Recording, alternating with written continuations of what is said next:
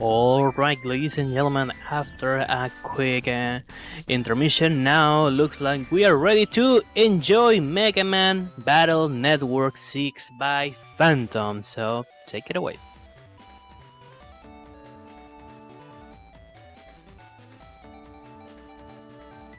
As you can probably guess, is the 6th entry in the Mega Man Battle Network series.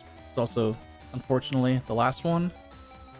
If you're not familiar with it, I will try and explain things as I go, but we can probably just dive right in. Give a quick countdown for the start of the timer. 3, 2, 1, go. So, Battle Network 6 starts off with Lan and his family moving to a new town. And this is Central Area. Formerly, they lived in a town called ACDC, which is where Battle Network 1 through 5 all took place. And we're going to see after we finish talking to everyone, this is going to be the tutorial. We're going to be going into combat real quick. So this is an action RPG, which is a little bit different than probably, pretty much every Mega Man game. Action RPG with a bit of deck building. So we have a 30-card deck that's called a folder. At the start of every turn, we have 5 cards or battle chips. And we can take any battle chips that are either the same. So I'm going to take these 2 cannons in this first tutorial. Or any 2 cards that have the same letter code, as we'll see in the next tutorial segment. The tutorials in general kind of describe pretty well how this works. So in the second part here, we're going to have 2 S-coded chips. The first one's going to be Area Grab, the second one's going to be Wide Sword. And we're going to be able to take both of these to clear this encounter. We also have access to a Mega Buster, which I'll be using very shortly. This is kind of similar to other Mega Man games. You hold the B button, it charges. You also have a single shots that do less damage, but we're not going to be using those too much. And finally, for this third tutorial, it's teaching us about emotions. Emotions are unique to the final 3 games. It's not really in the first 3, but this emotion in particular is full synchro, which doubles the damage of the next battle chip we use. And we get full synchro by hitting counter hits, which I'm going to be aiming for quite often. Counter hits will be a very tight frame window on every enemy when they start up an attack. Getting a counter hit will freeze them. I'm going to do a quick folder edit and read the email.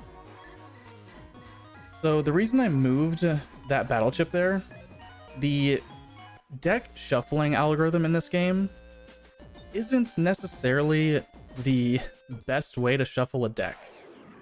So what it does is it takes the 30 cards and swaps them randomly 30 times. Now, you may guess that because you're just doing 30 random swaps, it's not necessarily shuffled accurately, which is true. You have a much higher chance of drawing the top 5 battle chips from your folder at the start of every encounter. The battle I just did there was for a reflector.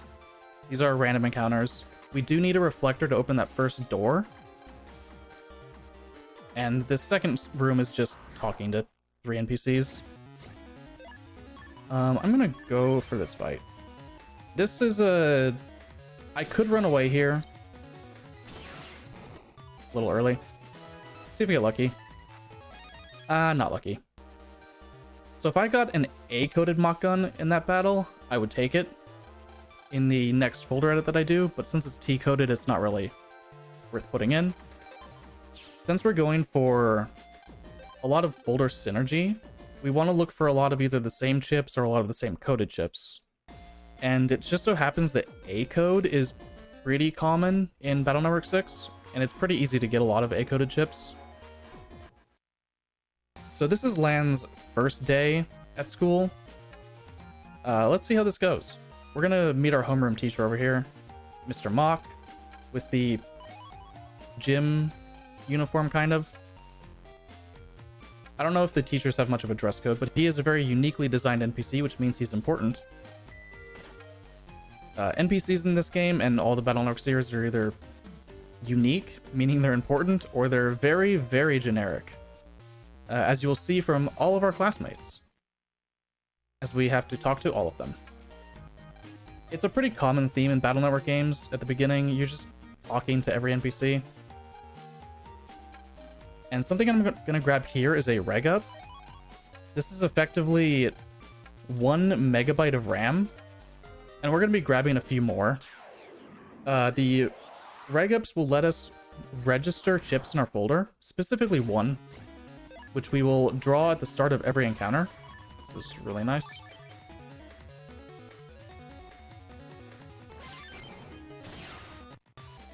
So, by regging a chip, we will always start battles with that chip, which is obviously fairly powerful when you're dealing with RNG.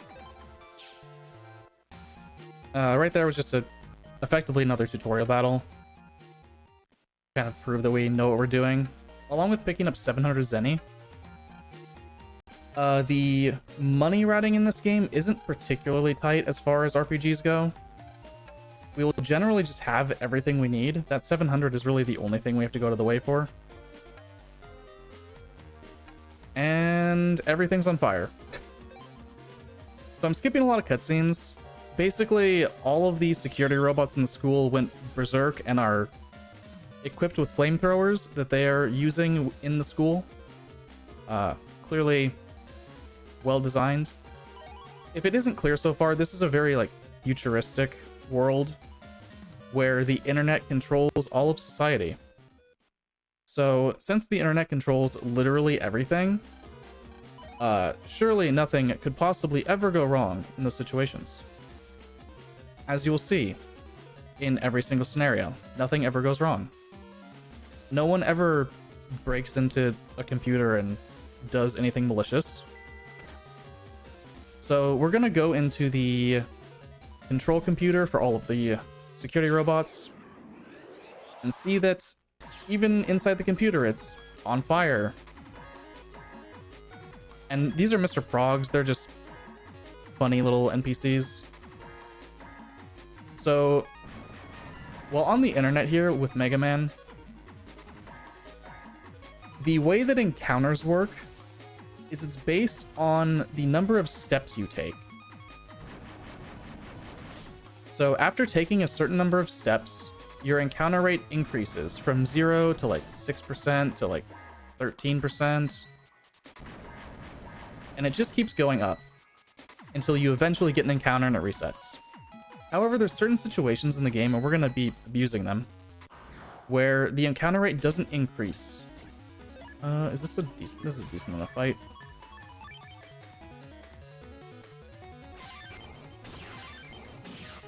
So, in the situations where the encounter rate doesn't increase, I'll point them out really quickly.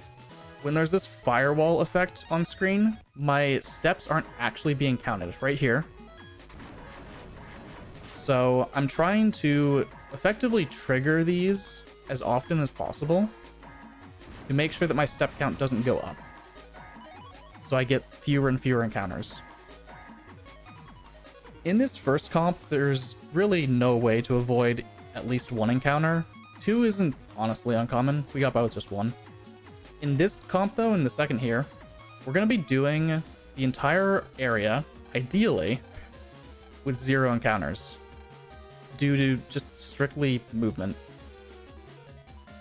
Speaking of movement, as you can probably tell, this game is isometric.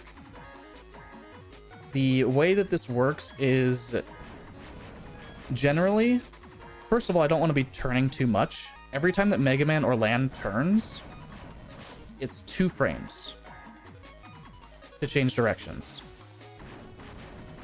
Unlucky. So avoiding turning as much as possible is very important. So I'm going to be running into a lot of walls just to avoid doing that at all. But also, horizontal movement is slow. Vertical movement is very fast. And cardinal directions are just okay.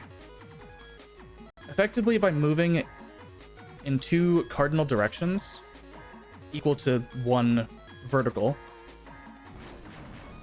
it takes the same amount of time. If I recall correctly. Vertical is faster. So taking the cardinal direction paths, the two cardinal directions, you add them up, the time that it takes to traverse them both, or crossing horizontally takes the same amount of time, and vertically is faster. If that makes any sense at all. Basically, in summary, I'm just going to try and move vertically as much as possible. And if I have to move horizontally, I'm going slower, but it's usually because I have to. Here, I'm going to put in the reflector that I picked up earlier and reg it for the Blastman fight. This encounters RNG. I should be able to run away. Yeah, sometimes you just get this. It's just down to luck. It's probably around a 25% chance. This draw is bad, but we'll make it work, I guess. So Blastman is going to always move to a row that you are not in. And after a few movements, he's going to attack. And if I'm in that position, he will always do the same attack. Generally. He can do another attack, but it's unlikely. I'm going to try and get him into a spot here. Oh, that's fine. 3 cannons. Make it work. Blastman does not like to behave today.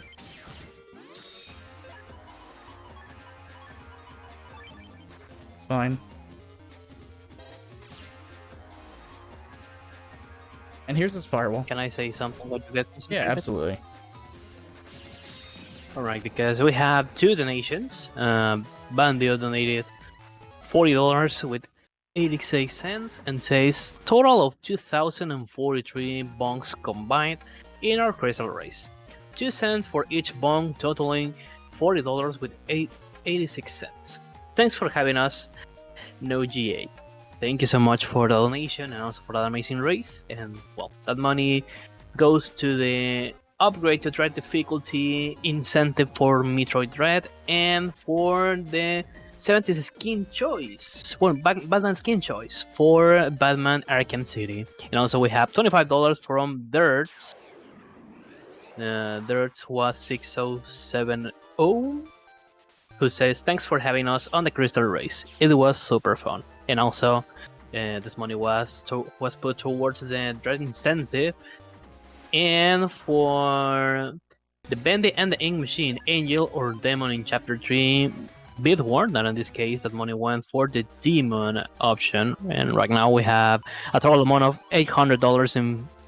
Sorry, a total amount of $842. We are just $158 away from reaching 1,000. So people, I know we can reach that really soon. Let's go. Yeah, that's not too far away. We can definitely reach that by the end of the marathon. So, some stuff I just picked up on the way here. I did some shopping, and what I bought was 3 sub-chips called Sneak Run. So, when I activate a Sneak Run, until it wears off, if I were to get an encounter that I can run away from 100% guaranteed, the encounter just gets skipped. And because I have 120 max HP, I can 100% run away from every single encounter in these central areas. Which is those 3 screens there, effectively. So that's gonna just save a ton of time. Every time we have to walk through central, we should be getting 0 encounters because of Sneak Run. With some exceptions, but generally that's how it's gonna go. And that's what a lot of our money is gonna be spent on also, is just Sneak Run. Which are only 500 apiece, 500 zenny, and we do get Sneak Run, we do get money for beating bosses. Blastman gave us 1,000, plus the 700 we picked up, let us buy 3 sneak runs. So on the second day here, Mick, the sort of class troublemaker, has a penguin that is just following him around, and it's hungry. He doesn't know what to feed it, so we go and ask the biology teacher, and the biology teacher says, I don't know what penguins eat, go ask my TA. So we go over to class 6-2, ask the TA, he says fish. So we're going to be going to meet his grandpa outside, who has a cooler with fish in it. And just a quick detour, I'm going to grab a Reg Up 2 in here. So if you're keeping track, that's 3 Reg Memory I've picked up. We need to hit 12 for a very specific battle chip that we want to reg, called Copy Damage, which we're going to be doing in, I don't know, 10 minutes? No, probably more like 15 or 20. But Copy Damage is very, very useful, because effectively we mark one enemy, and then any damage we do to other enemies is copied over to that enemy for a short amount of time. So the cooler that has the fish that we need in it has a virus. So we're gonna take care of that real quick. And I had pretty much the perfect draw. The only way that could have been better is if I had like an attack plus 10 so that the piranha died instantly. But that's pretty much ideal. So now that we have fish, we're gonna go feed the penguin and move on with the scenario a little bit. So once we deliver the fish, we need to find out where this penguin is from. Clearly it's probably from the zoo or a zoo. So we're gonna go. Mick has a theory that it's in someone in Seaside might know. So we're gonna go look at a bulletin board in the Seaside area on the internet. Effectively, Seaside area is an aquarium, little aquarium town, and the internet version of it has a bulletin board where people post effectively like a forum. So we're gonna need to head over there through Central. Traveling on the internet is not necessarily optimal because we have to walk still, but right there, I open the menu. It saves 1 turn frame by opening the menu when I would turn with Mega Man. Just a small detail. Talk to this little panic Navi. Not much to say. So we're going to go over here to Central 3. Obviously, no encounters. The beauty of Sneak Run. We won't be able to Sneak Run in every area. It's only Central. Because our maximum HP will actually not be going up anymore. We're going to be using something called the Navi Customizer to increase our HP. And Sneak Run only accounts for your natural maximum HP. So upgrading it with modifiers that are not HP upgrades that we can pick up don't count for runaway chances. And this, we saw that there was a leak blocking the path to Seaside, and this plumber Navi says that he lost his plumbing tool in a house that he was just at. Luckily, it happened to be our house, so we talk to Mom, go into the toilet, and find that there is the tool for the plumbing Navi. Just a simple virus fight.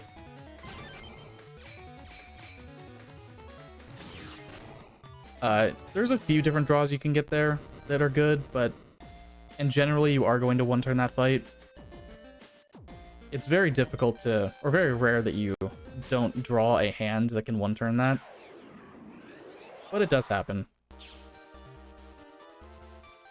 So now that we have the tool for the Navi, we're going to head on over to Seaside. Activate my last sneak run.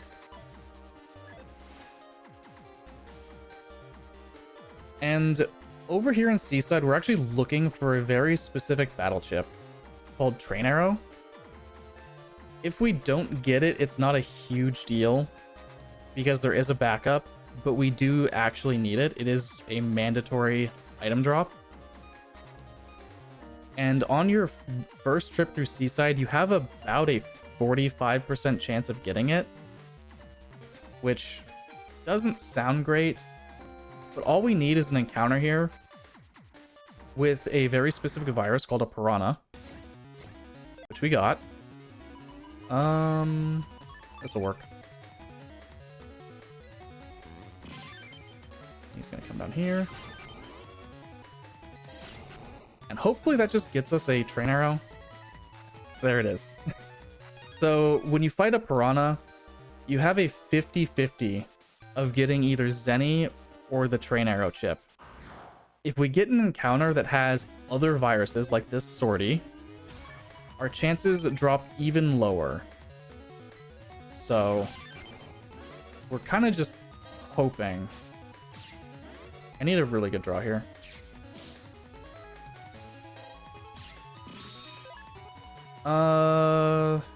This isn't great. So this is going to be a 3-turn fight. Because of this sortie using area steal. If he didn't use area grab there, I could have been able to clear the fight quicker, but that is just the way it goes sometimes. Optionally, okay. Okay, Longsword S is okay. It's not the required chip I need, but I will actually use that. Just for the chance that it comes in handy. 3 encounters, that's fine.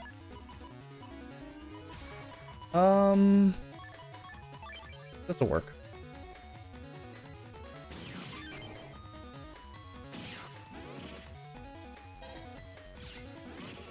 Little unfortunate. Get the counter hit? Good. And unlucky. Okay. So I'm gonna have to get the backup for the train arrow, which does lose a little bit of time, but we have a much better area where we can kind of grind for it. So there's a lot of different viruses that can show up in Seaside area, as you saw. There was actually one we didn't see called a puppy. So that's why the chances are so low there. But there is a very specific computer in Seaside that we're gonna visit pretty soon, where the only possible encounters are piranhas, either 2 or 3 piranhas in a single fight, which means every fight that we do has a 50% chance of getting the chip we need. So we'll take a detour when we come back to the aquarium in a little bit.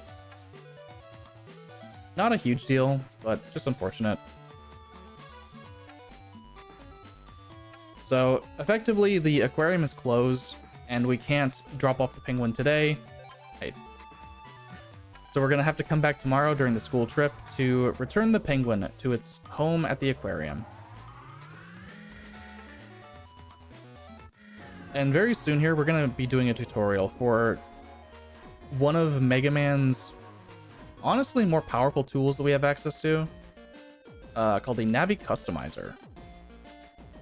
So the Navi Customizer is a small grid, starts out as a 4x4, and can be upgraded up to 5x5, that allows us to change effectively how Mega Man works. That's fine.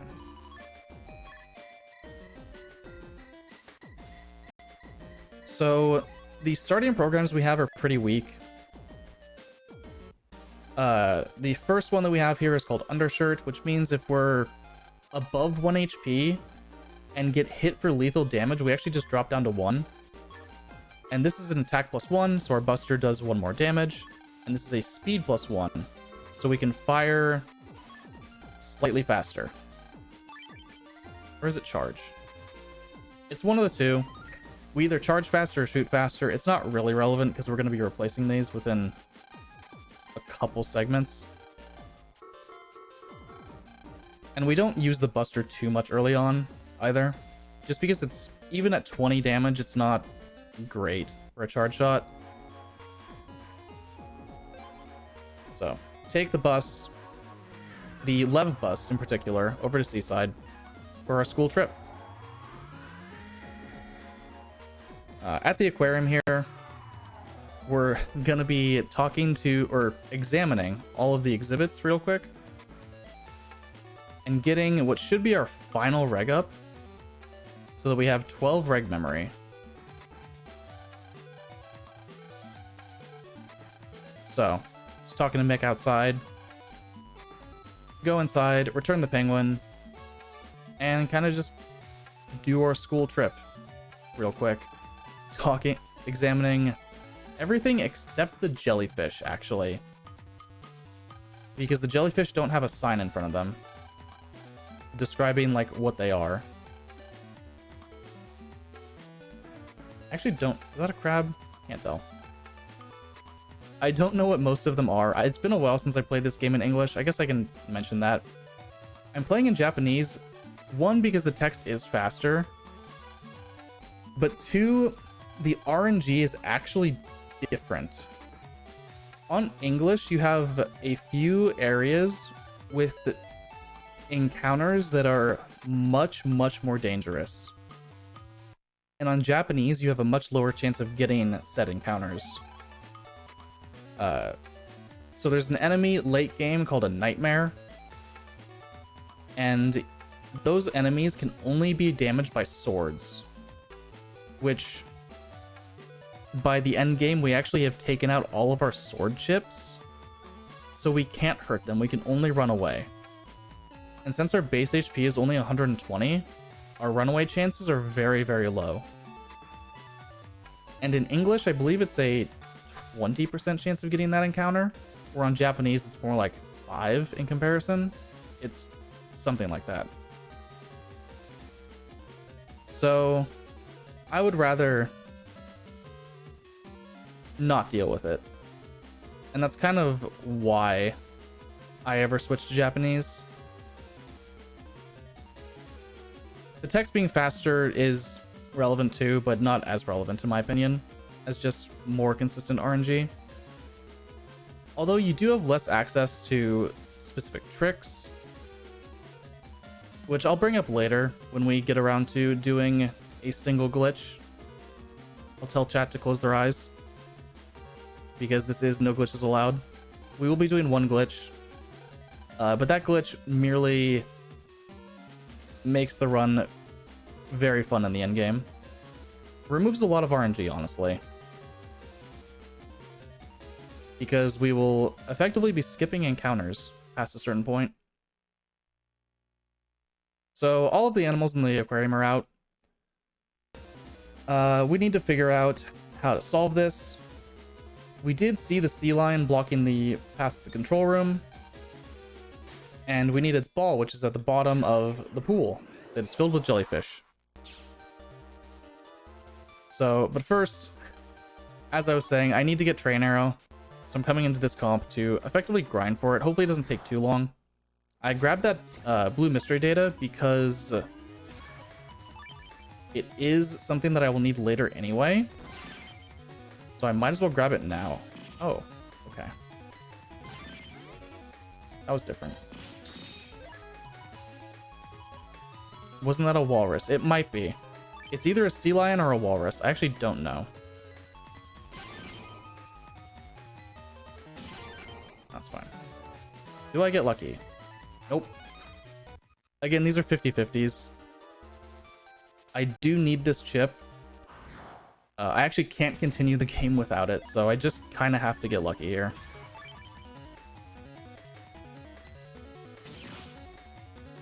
Thank you.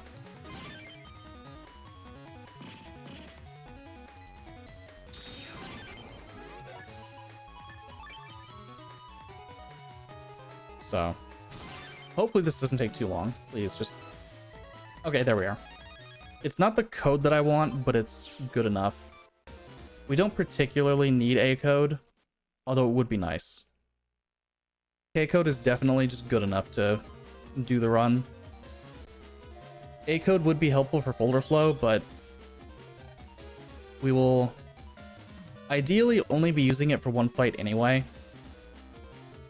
which is going to be in the next scenario. And if we don't draw it, it doesn't matter that we didn't get A code either way. But that battle chip is needed to open a door. Similarly to the first room where we got a reflector, to open a security door, we need Train Arrow to open one in exactly the next scenario. So, this is the Seaside Aquarium comp? Yeah. I guess it's just Aquarium comp. But this has one of the, honestly, in my opinion, some of the best movement. Because it's guaranteed, as long as I do the same inputs every single time, I will never get an encounter here. Oh, that's too early. So, as I said before, your step count determines your encounter rate. So, by walking or running, your step count goes up. But, by pressing the L button in this particular room to switch to LAN, it actually resets my step count entirely. So we space out these L button presses to continually reset our step count back to 0. So, therefore, our step count never gets high enough to force an encounter. So for this entire scenario, we should go through this area completely encounterless. And the kind of gimmick here is you're supposed to switch to LAN to solve the puzzle of which Mr. Progs go into which tanks. Because they kind of give you hints as to like what kind of animal they are.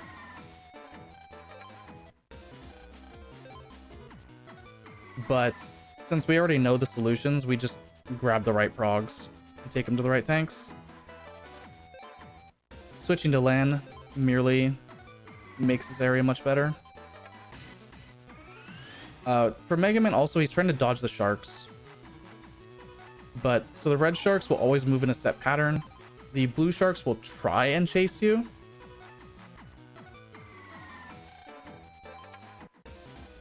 But, realistically, we will be manipulating the blue sharks to effectively not be a problem. It's not so obvious in that first room. I think it's definitely more obvious in this one.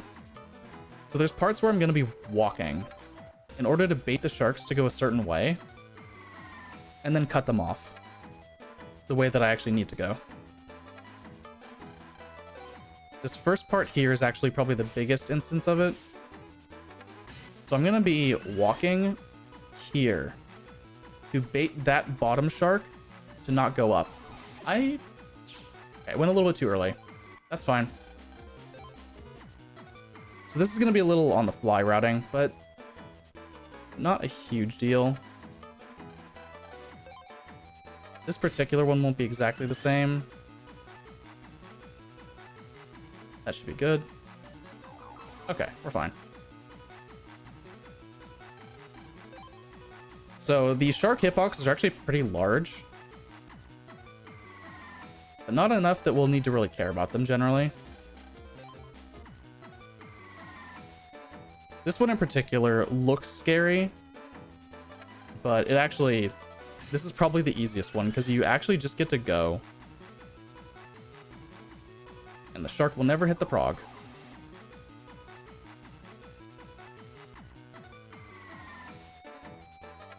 Yeah, so a lot of this comp is pretty similar.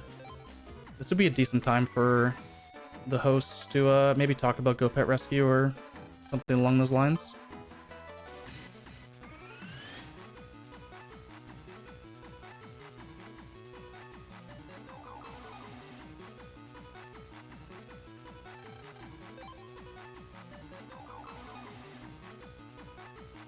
A seal. Yeah. I don't know if we actually have a consensus on what we call it. It could be a seal. It doesn't look like a seal to me. But whatever the developers call it is, I guess, what it is.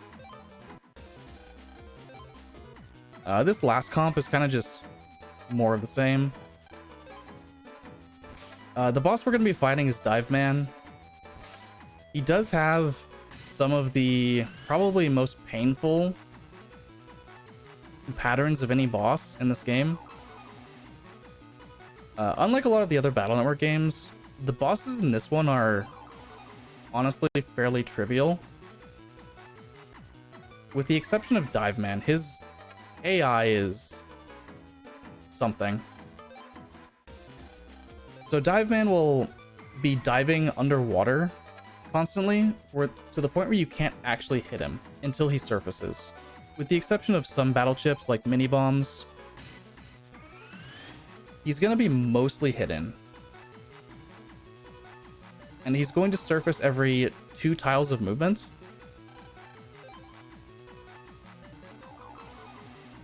Again, just kind of skipping cutscenes. But on top of his sort of semi-random movement, he also will be constantly firing torpedoes, which will appear one in the row that we're in, and then one other random row. Which means we're kind of just honestly bound to get hit sometimes. It's pretty tough to maintain full synchro against Dive Man. I don't think I mentioned that. So full synchro, when we get the counter hit, our next battle chip does double damage. However, if we take damage, then it goes away. So maintaining full synchro between the torpedoes on Dive Man is pretty tricky, to say the least. But overall, he's not difficult, just annoying as far as the bosses in this game go. As you see, he's kind of already underwater. He's going to dive immediately. I'll just take the swords. And he's going to move into not my row usually. Yeah, not the row that I'm in. Okay, the swords are useless at this point. Not great draws, but this is kind of just the Dive Man experience. So he should move to the front here. I'm gonna take the mini bomb. So the mini bomb can hit him while he's submerged. For what little relevance that has. Okay. Yeah. He should be going to the back row. 120 HP. I can maybe manip him to the front. Good. Good enough. Dive Man, his movement is honestly not that bad, but it's the torpedoes. It's honestly just the torpedoes that make that fight as stressful as it is to try and keep moving and still be able to hit Dive Man. Now that we've beaten Dive Man, we're gonna go save our friend, Mick, who I guess really isn't our friend yet, but he will be shortly. And off we go to... Honestly, this isn't really like the third scenario, but it kind of is. It's hard to describe this scenario because it's supposed to be introducing a core mechanic called crossing, or Navicross, something like that, where Mega Man is able to fuse with other Navis in a sense and use their power. So we're gonna get a cross for Heat Man, which if you've played the other Battle Network games, Heat Man is operated by Mr. Match, renowned criminal, terrorist, lands kind of one recurring like villain, antagonist, whatever you want to call him. He's usually like an early boss and always pretty much always a criminal, but now he's a teacher at a school, so that's fine. And he's gonna teach us about the cross system. The Heat Cross is the only one we're actually going to get, because you have to go out of your way to get the other ones. So Heat Cross ends up being really strong already, on top of just being convenient enough for the times where we need to use Heatman. So the start of the cross scenario here is we need to take control of Heatman and do a little, effectively like mini scenario where we are fighting kettles. These kettles can only be destroyed by fire, and you need to do 100 damage. So there's a very consistent setup for all of them using Crackshot. Crackshot and Heatman's signature chip, Heat Press. So effectively with this combo, we're going to be clearing all of these really quickly. Also, Heatman's HP is 300. It's not super relevant here, but that does mean that he would be able to sneak run past enemies that require 300 HP to run away from. This is just picking up copy damage. I mentioned it earlier. We've been picking up reg memory to be able to use copy damage, and now we actually have the chip itself, which we need for this scenario, actually. So the main part about Heatman's scenario is we're trying to maintain full synchro for the entire time. Heatman's core chip only does 70 damage. It's also our only fire chip. And the kettles have 100 HP. Effectively, they need to hit 100 degrees Celsius. So we need to maintain full synchro for all of this by timing a counter hit on another virus constantly. Except for this last one. This last one, we are actually just going to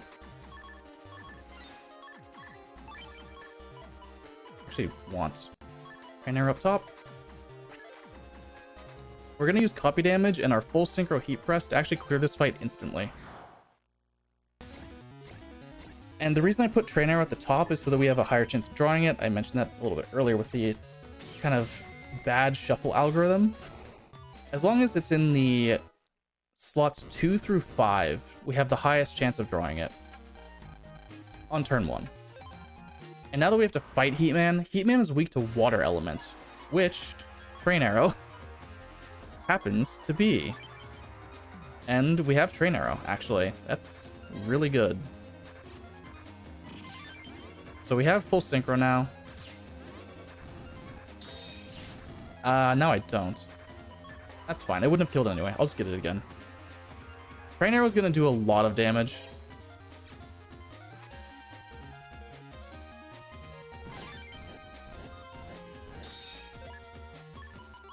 As we're going to see. And he's dead. So Train Arrow, 20 base damage. Full synchro doubles it. Weakness doubles it. And now we have Heat Cross. The most broken ability in the game. Well, up there with the next ability we're gonna get, honestly. So Mega Man can transform into Heat Cross while you are in a cross style unison, whatever it's called. The emotion system is actually irrelevant. So we can't actually get full synchro while we're using Heat Cross. And if we already had full synchro, we lose it. So that'll be relevant, honestly, quite a bit. And here, I'm actually going to cheat. So when the Battle Network games were coming out, they had a bunch of passwords to get access to very powerful chips and Navi customizer programs. You would find these codes effectively in guidebooks as like promotional material, etc., etc. But it just so happens that by writing these down from the power of the internet, we know what codes we want and which ones are the most useful. This is a Japanese exclusive one. This is Hackjack.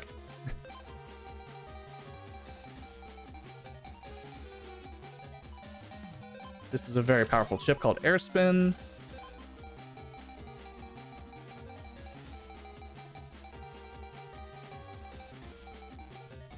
Should be fine. And this is M Boomer, also a very powerful chip.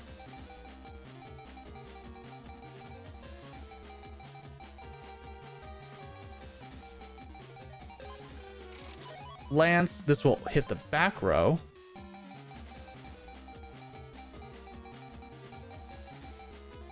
This is an HP plus 400 Navi Customizer program, which we'll be equipping very shortly.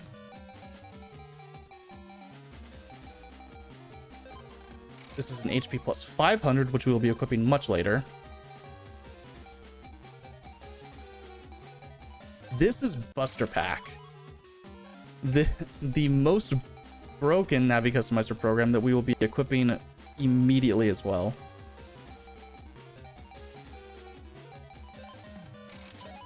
And that's Element Trap. Just a very strong null element chip, which will be relevant in a bit. Take out the longsword. And I want these chips at the top of my folder, so I have the best chance of drawing them. At least a few of these. Those are fine. Not email.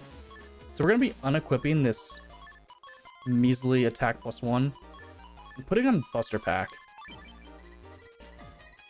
So pay attention to Mega Man's Buster stats here real quick. It's 4 in everything, and that's because of Buster Pack. Buster Pack is a 3x3 tile that gives Mega Man +3 to every Buster stat. So our charge shots do 40, they charge at almost the max speed, and we can rapid fire at almost the max speed as well.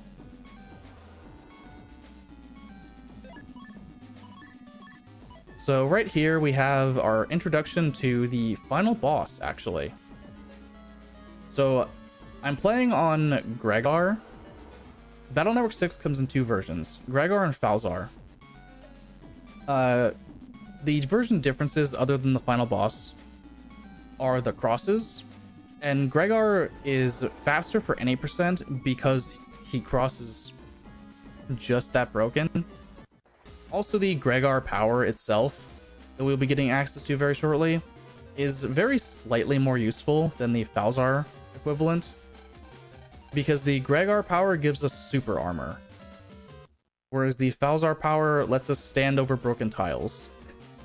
And there are not a whole lot of broken tiles that will be getting in our way. But being able to super armor through other attacks will be greatly useful. And this here is the main gimmick. Every Battle Network game that I can think of has some kind of little puzzle-like gimmick with it.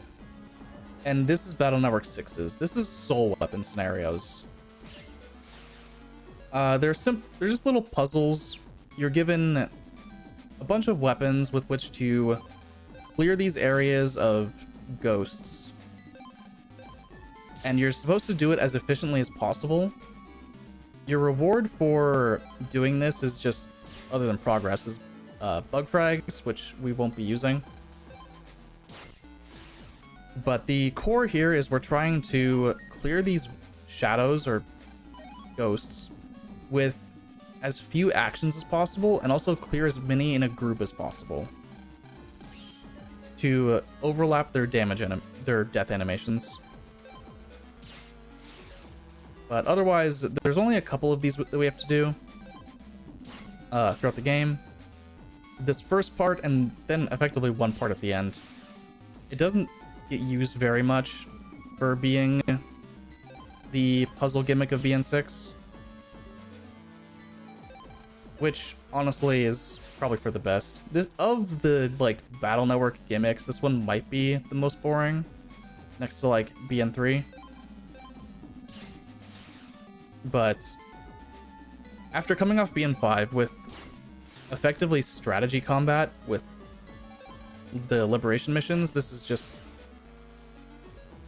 almost a waste of time. But we have to do them. They're puzzles. They don't take super long. They just change up the gameplay from constant fighting. During these situations, we actually can't get random encounters, which makes them pretty nice for the speedrun. You're just kind of moving. Moving, menuing. Not doing much else. So Gregar is effectively the one creating these things. And what we're going to do here with Mega Man, or what Mega Man's going to decide to do, since he's special, Mega Man is going to eat the dog. And by eating the dog, he is going to gain the dog's powers.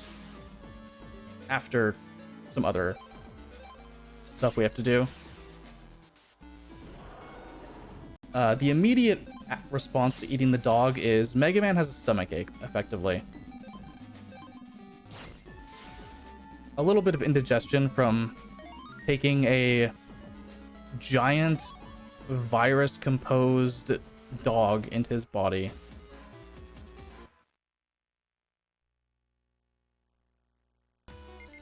So, Mega Man is now incapacitated. We actually can't use him at all right now. Thankfully, we just got access to Heat Man in the last scenario. So we're gonna go over and take control of Heat Man to go collect the heal water that will cure Mega Man's, like, effectively stomach pain.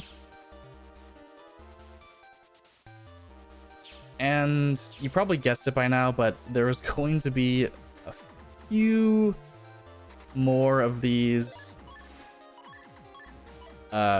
ghost encounters. A few more soul weapons to swing around. So I popped a sneak run with Heat Man here just so we can run through Central. Because the ghosts are over in Seaside. And there are, like Central, there are 3 Seaside rooms. This is just the first one. We've already been here before. Not a whole lot special with this room. Some of the ghost groupings here are pretty satisfying, though, to just clear.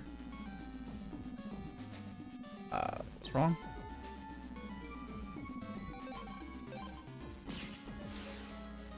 So down here through this teleporter, there's going to be a group of 5? Right, 5. So we weaken the 2 in the back to be at 1 HP. Kill these 2. And by hitting these 3 in the back, they all die instantly. It was probably obvious from some of the earlier parts, but hitting the ghost in the back is the insta-kill. Hitting them anywhere else will bring them from blue to yellow to red before they die. Here's just a little minor. Using the long sword instead of the short sword, or knife, I think it is. There's my sneak run.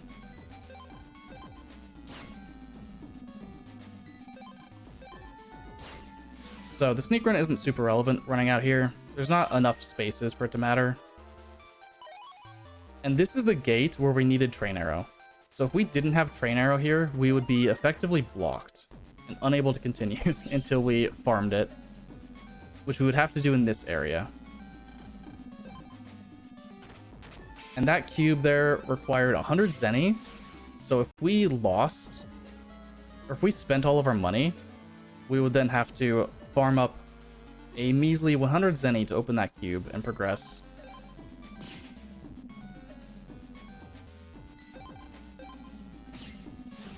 The next gate is going to be a series of virus encounters. This is the first instance of this situation. We call them Gauntlets, where it's just multiple virus encounters in a row that we have to clear.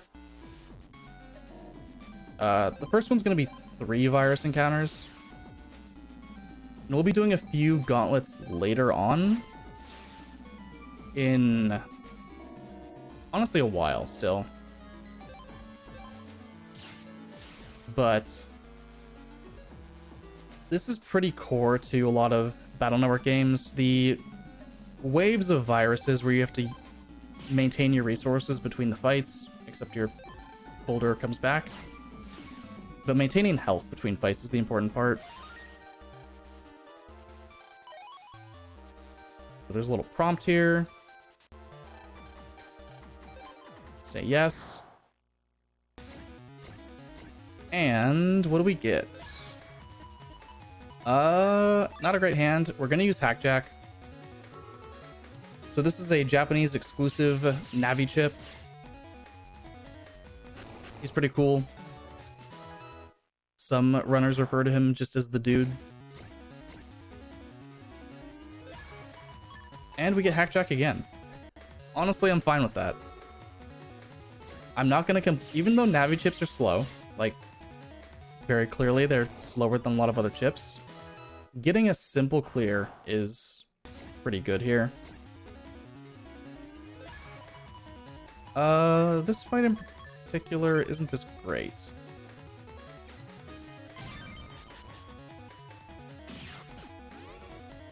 So Heatman's Buster doesn't reach the back row, as you can probably tell. So I'm gonna be killing this Meteor. A lot of damage. There we go. When Heatman has to do fights, he actually struggles a lot to hit the back row because he has to use battle chips. It's weird to me, in particular, that Heatman's Buster is just so much worse than Heatcross. I don't know why they couldn't just give him the Heatcross Buster. It would save so much pain with Heatman if he could just hit the back row with his Buster. But here we are. This is the final room of Soul Weapon puzzles for a while. For honestly like a good hour. It's gonna be a while before we have to do this again. This final group here is pretty intimidating, but it's just a matter of, honestly, memorization as to how to do these quickly. There's also a few different ways you can do this. So, whatever feels natural, honestly. Learn one way and just do it that way, is my opinion. Whatever works best. I used to do that slightly differently, but I feel like the way that I did it just now flows pretty well.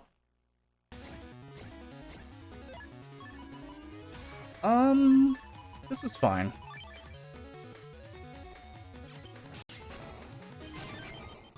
Yeah, I'd say that was fine. Copy damage and Lance cleared the Meteor in front, and then Heat Press managed to clear the other 2 viruses. So now we need to bring the heal water back to Mega Man. There is a chance of an encounter here, but Heatman can run away for free, and we got it. This encounter is honestly just very likely to happen. Not much you can do. And now Mega Man has access to his second most broken ability, called Beast Out. So Beast Out increases the power of null element chips. You auto lock on, which you'll see very clearly here. And there we go. Just kind of mash that one out. But the important part here is you can charge null element chips. So things like cannons or mini bombs, crack shot. By holding the A button, you can charge them. And by letting go of the charge, Mega Man will jump to the enemy he's locked onto and do 2 swings for honestly just a ridiculous amount of damage. Some fights will be using it more often than others. It really kind of depends on our draw, whether we go with Heat Cross, Beast Out, or neither. In pretty much every encounter that you can win with just battle chips, it's always going to be faster to not Heat Cross or Beast Out. But if you have a good draw for Beast Out, or if you have just an easy clear with Heat Cross, it's a free solution. Unfortunately, no chips, so we just go for Heat Cross here. Circus Man is not much to talk about. We are now very powerful Mega Man, and he is dead. That's gonna be honestly most of the bosses going forward. They all kind of just die to Heat Cross. And now we have the 4th scenario. So the school has heard news of a special competition, effectively, that will allow a Navi to be... what is it? The Pavilion Navi. So the Pavilion is being built in Central. I don't have any sneak runs. And the Pavilion is sort of like a fair in a way. I don't have any for that, that's fine. And the Pavilion Guide Navi is open for grabs through a competition that we'll be participating in for most of the game.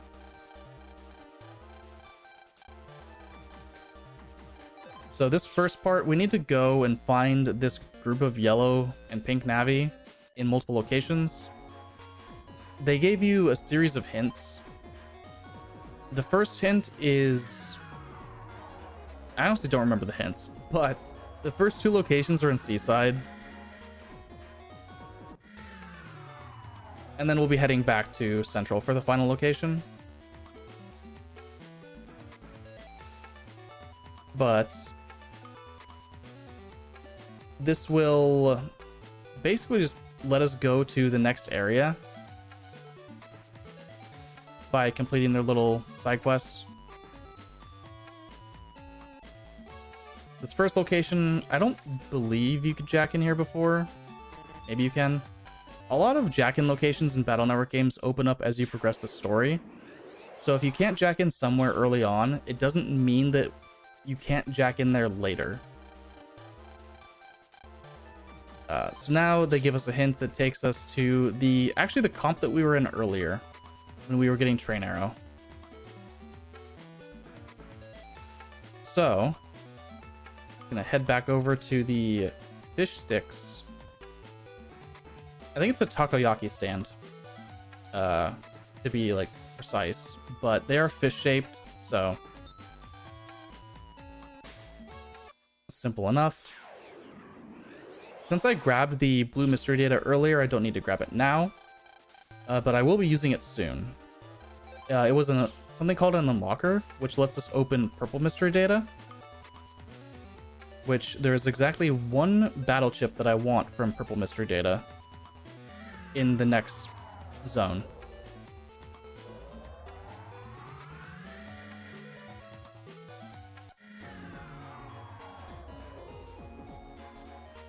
So, the final hint they gave us is something along the lines of they're always watching fish.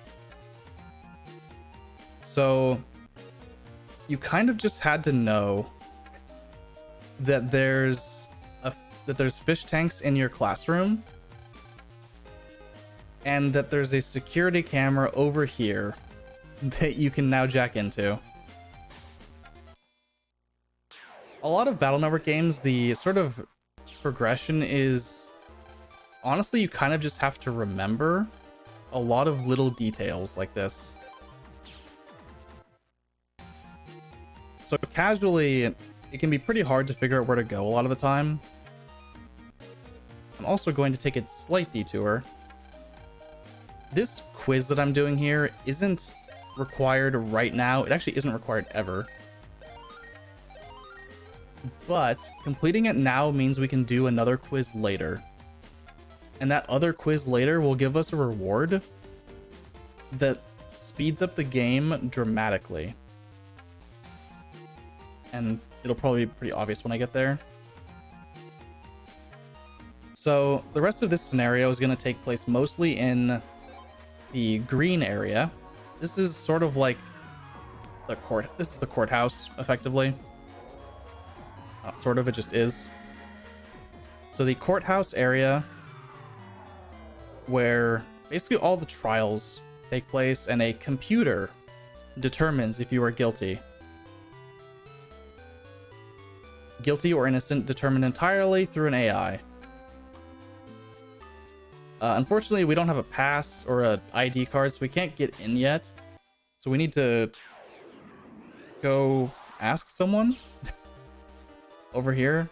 We need to basically get one from a vendor. I need to talk to this guy real quick. The battleship I just picked up is Black Bomb. It's a very powerful fire chip that I'll be making hopefully a lot of use of, assuming I draw it. But it's 250 damage to the entire enemy side of the field when you hit it with fire. So it's something, so you place it and then hit it with a fire move, which luckily we have E-Cross.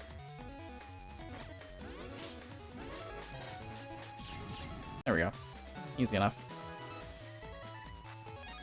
These little random encounters we're gonna get, we kind of just have to deal with them. We can try and run away, but the chances we actually succeed are very low. So this door is basically just asking us what a certain law is, and we don't know. So we come back over here to this guy, pay him $1,000 to enter law school, and ask this other student what law 182 is. So now that we know the solution, we can go back to the door and open it. Of course, we couldn't have done that on the first trip because we didn't know that we needed to know the law. But simple as that. Likely to get an encounter here. Yep. That's really nice. So copy damage and M Boomer just completely clears pretty much every fight. There are very few encounters where that kind of combination doesn't just win. And that's why we have M Boomer so high in our folder. Gives us about a 30% chance of starting with it. This is also pretty good. So Air Spin also does a lot of damage because it hits, I believe, 7 times. So for multi-hit chips, the damage on the actual card is how much damage it does in one hit. But since it hits multiple times, that number is actually a lot higher than what it says on the card. So now that we've made it into the courtroom, we get to talk to everyone real quick before witnessing the trial of the man that we just effectively put in jail back in Seaside, Dive Man's operator.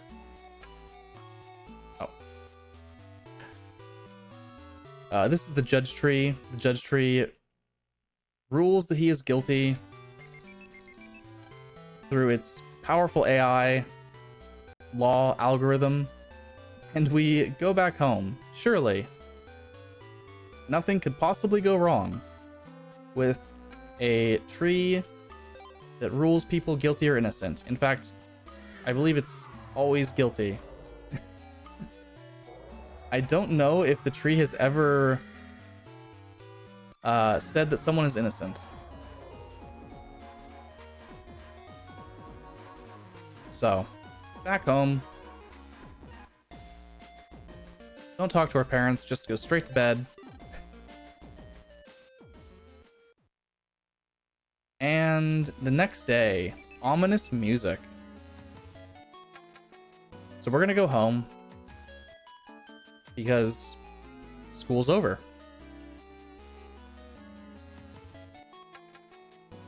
Not a whole lot. Gonna go inside, talk to mom, and find out that our dad has been taken in. So dad is on trial, and he is suspected of hacking into the judge tree and inserting like a virus or something into it. So the judge tree is going to effectively say whether he's guilty or innocent of hacking into said judge tree. And shocker, the judge tree says that our dad is guilty of hacking the judge tree. So we need to talk to Prosecutor Ito for around 50 dialogue boxes of very just silence, really, just the sound of dialogue. And he says that if we can bring proof that our dad didn't hack the judge tree, then he can be freed. So we need to go back and get proof. So our dad supposedly was at the school yesterday. So there's no way he could have been at the judge tree and at the school at the same time, right? So we go in here, we talk to our homeroom teacher, say, hey, was dad in the room yesterday, like in our classroom? He's like, yeah, your dad was working on stuff in the classroom yesterday. So clearly the security camera in our classroom will have footage of our dad yesterday fixing stuff. So in we go into the security camera, and the security camera has a virus. And now we have to fight the virus. So all of the data in the security camera has been wiped. This is very lucky draw. Speaking of M Boomer and copy damage from a little bit ago. So the camera has no proof. However, the camera did see Mick put a security robot in the locker. The security robots also have cameras. So whoever erased the footage of our dad from the main security camera couldn't have possibly known that there was a robot in the locker also watching. So we're gonna go grab the footage from the security robots and get proof that our dad was in fact at the school yesterday. And it's all thanks to Mick for shoving a security robot into a locker. Mick is actually just the hero that we needed the entire time, and he did it all without even knowing. So now that we have proof, we're going to go back to the courthouse and start effectively the scenario. We're kind of already like in what is considered the scenario, but go log into the computer area for this sequence. And this is probably like the most unrealistic part. This adult that we just told, hey, we have proof that our dad is innocent, believes the 10-year-old and says, all right, go back into the prison area and like get him out. Like, okay. So all of the police robots in the world have gone completely crazy because they are all controlled from the judge tree. And now we need to get into the judge tree to effectively fix it. That door was locked with a passcode. We just needed to go grab the passcode from the same law teacher from before. And this is the judge tree. They just built a computer into a tree.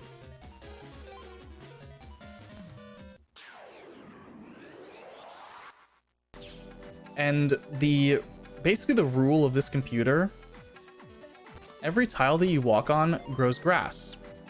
Do not touch the grass. If you touch the grass, you will be put in jail and take, I think it's 100 damage. So Mega Man is really just telling you that touching grass is bad, and you should probably avoid it.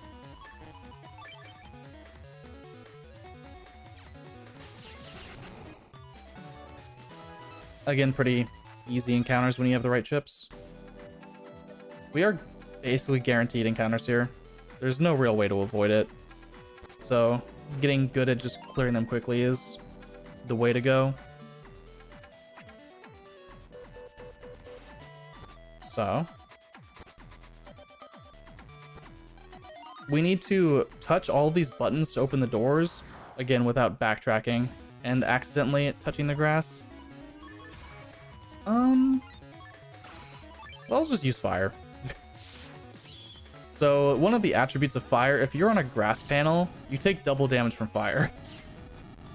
So we just melt everything with Heat Cross, especially in areas like this. And I don't want these GMDs or even that blue mystery data. That blue mystery data is HP memory. I could pick it up and gain 20 max HP. I'm not going to. Simply because I don't need it.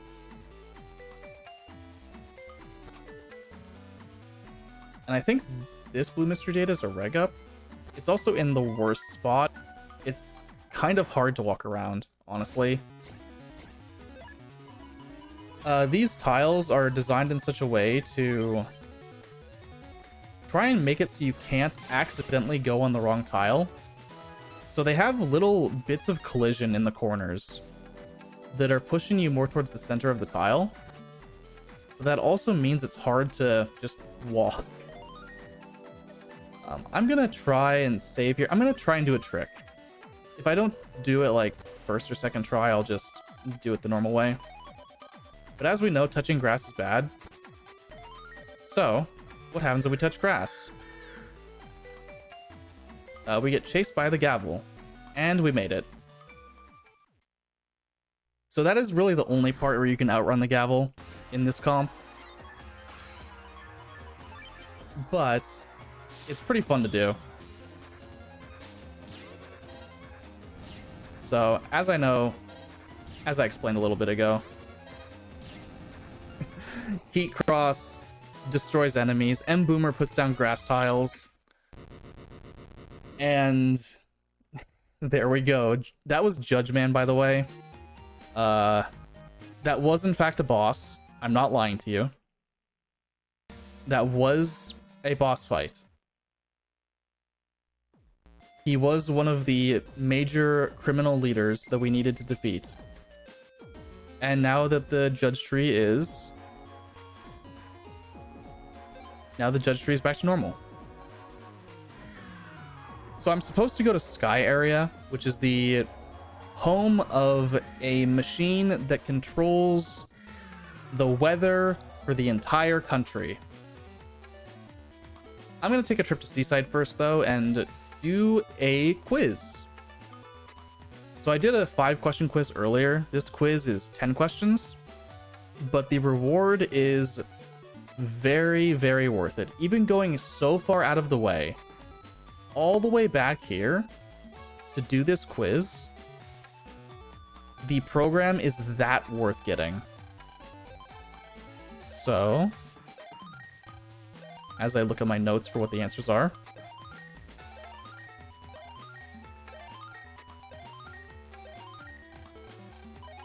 I'm also going to do a little bit of a folder edit here. So I have a second folder that I acquired pretty recently.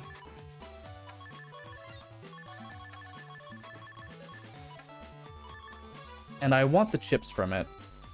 I don't want that anymore. 1, 2, 3, 4, 5, 6. And honestly, just take out an air shot probably. I'll take out a B-coded cannon. It's fine. Black bomb. Cannon.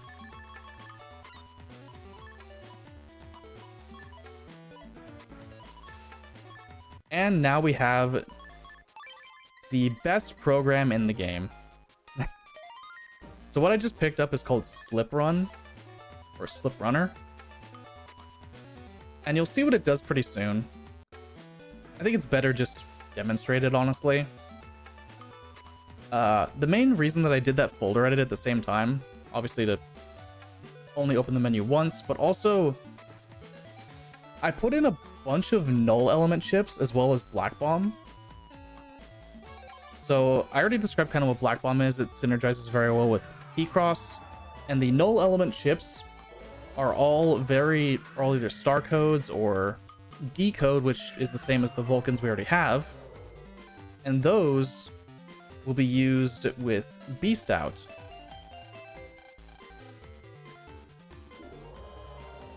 So Slip Run is right here. I'm holding upright and the B button, and Mega Man zooms. So this is going to be our movement for basically the rest of the game. While you are slipping, you can't get encounters. So by slipping very precisely, we're going to be mostly avoiding encounters. But this also has the secondary effect of giving Mega Man auto run, because in order to slip, I need to press the B button, which means normally I would be holding B to run. Now I don't have to hold B to run.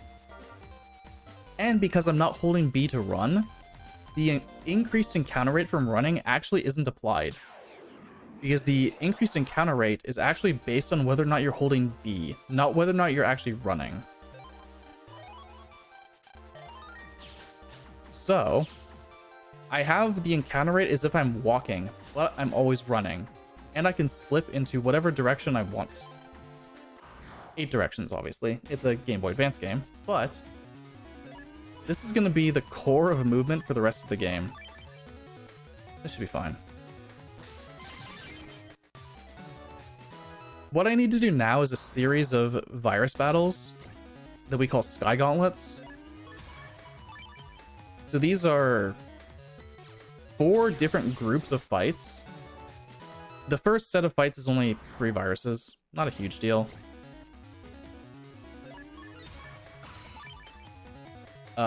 And then the second and third group will be 5. And the final group of viruses will be 10 fights in a row. There's no danger here other than being slow if I die, because dying doesn't cause a game over in these fights. It actually just resets you back to the interacting with the NPC again. This is a side effect on Black Bomb.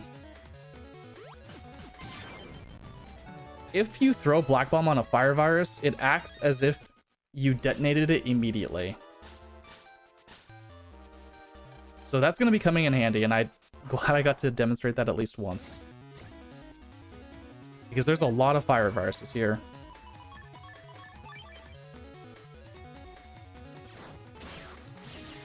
Good. A lot of these are just going to come down to whether or not I get draws where I don't have to heat cross. And that would be ideal. Usually that's going to be copy damage and some other chip. And ideally carrying full synchro between each of these fights. However, this fight is just faster to heat cross. Yo. Names that I recognize in chat at 3 in the morning. So, this is a really good draw. That wasn't a little unfortunate. It's fine. I want to attract the other one. That's fine. This will kill.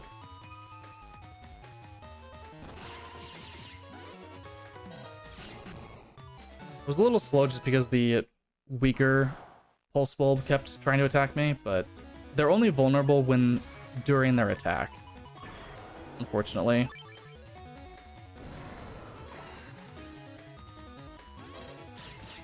So this is the first demonstration of Beast Out. Incredibly powerful. You also get healed between each of these NPC encounters. So there's not honestly much of a threat here. What we picked up earlier with Slip Run in the shower computer I jacked into was Rush Food. This is the only time I'll ever use it, but it allows us to make a shortcut here that we will be crossing over many, many times. This is fine.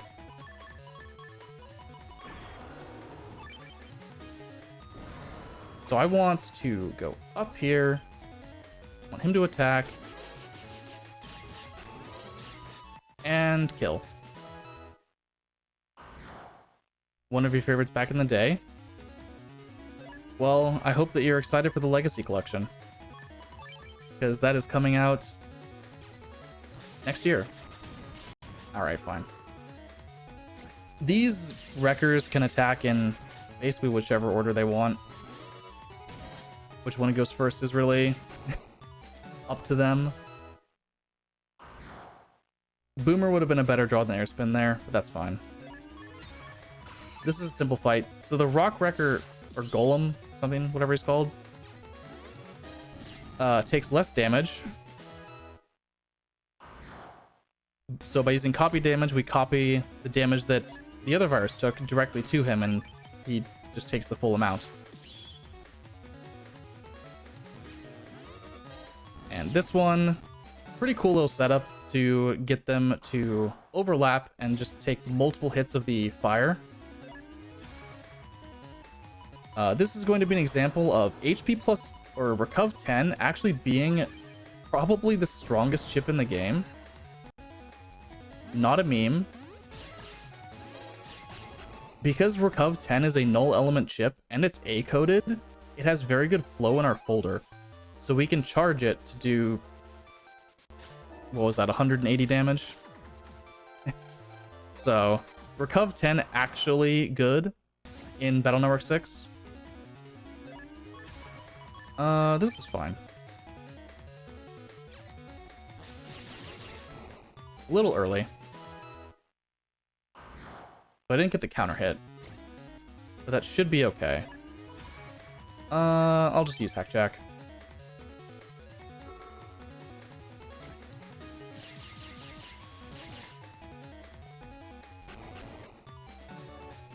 Yeah, as far as speedrunning goes for the Battle Network series, I highly, highly recommend 6. 6 is by far the easiest to get into. Just generally the most friendly. For a lot of reasons I've kind of already talked about, with just in terms of Mega Man's power level being so high. There's just a lot less to worry about. There's also no RNG manips for BN6. Just because they finally Capcom finally got RNG to work in a way that's not easily manipulable when they made 6. Unlike with the first 5. It did get harder with each game, but 6 is actually hard enough that it's not worth doing. And also, we really don't need it.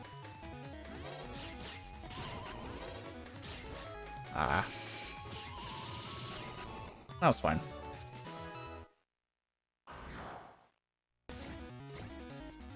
This one's also kind of cool. I probably didn't have to do this exact setup, but I personally just really like it. So the Champy jumps back and gets double hit by the fire. Just honestly cool how it happens. This is fine. I would rather not use Hackjack, I'll just Buster him. Something I didn't mention early on, my HP is constantly draining. And that's because of a bug in the Navi Customizer that I purposefully put there. So what you may have noticed when I placed HP plus 400, I actually placed it partially outside the grid to kind of like cheat in a way.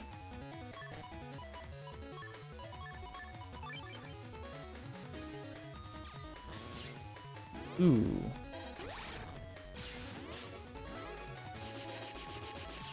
Okay, so I got kind of unlucky there. Usually he gets pushed back.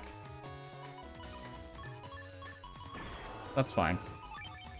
I have plenty of beast out charges.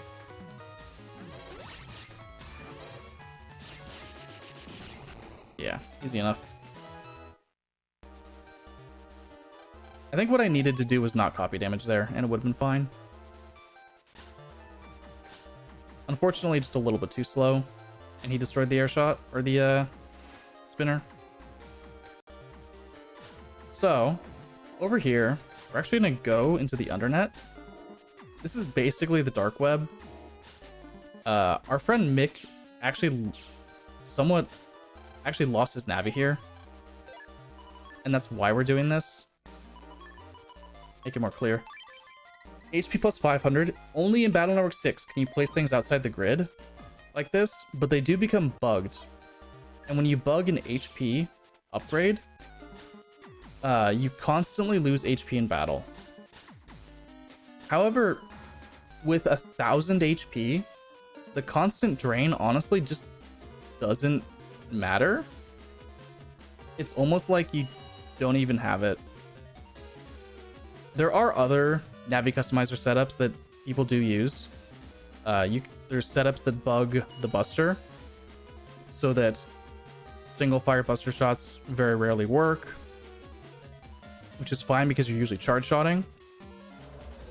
I personally like this setup just because having 1000 HP is very, very nice. And again, Mega Man is not in our current control because reasons. Saving Mix Navi actually trapped Mega Man in the Undernet.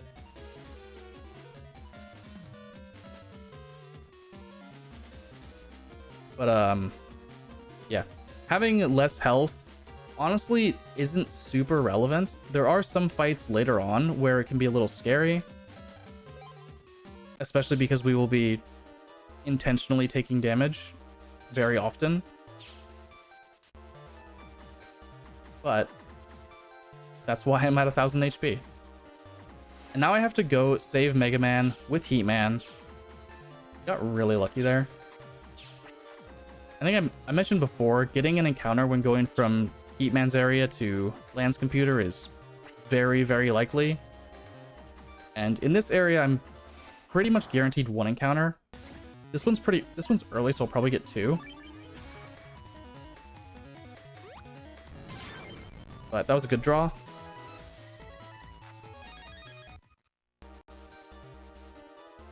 Now, I shouldn't get encounters in Sky Area 2. Generally, I got really lucky there with only one encounter.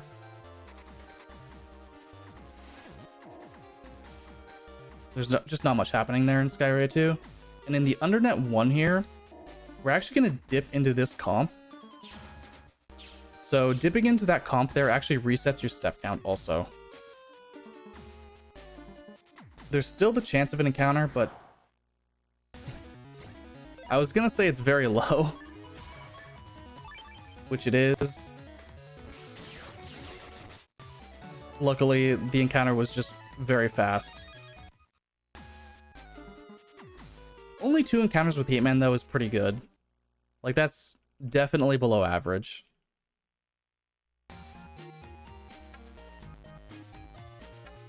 So now that we have Mega Man back, new day. Definitely won't have any problems leaving school. Except the weather. In Central, it's very windy. Every area has different weather conditions. I don't remember what all of them are, because we don't really visit them. But we need to go back to Sky Area. So, as I mentioned before, Sky Area actually controls the weather for, like, the entire city. I think it's just the city, but... Of course, when you literally control the weather with the internet, things like this are probably bound to happen. The elevator's currently broken, so we're going to fix it by destroying a virus in here. This is sort of a set of gauntlet fights, similar to the Sky Gauntlets, but they're 1 at a time. Just 5 in total. As you see, 1040 HP. There's really, like... And it dipped down to, by 2.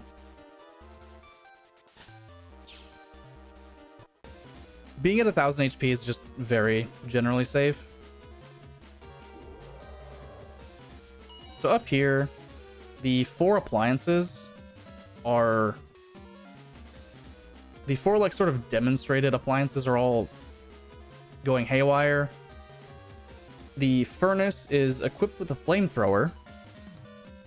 The shower is just water. I'm gonna save before this fight in particular. This is the air conditioner, and there's a particular virus in this fight that I would not be surprised under any situations if anyone ever dies here. It is definitely not out of the realm of possibility.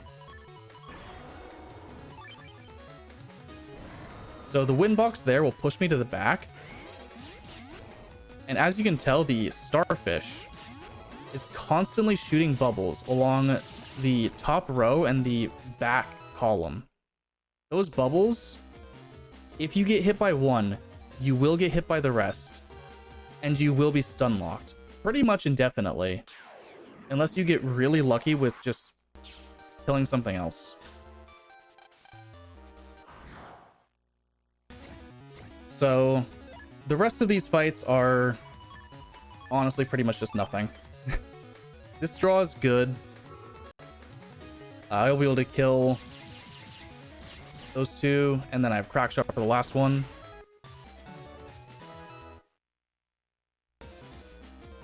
If I draw Black Bomb on this 3rd fight, it's the dream.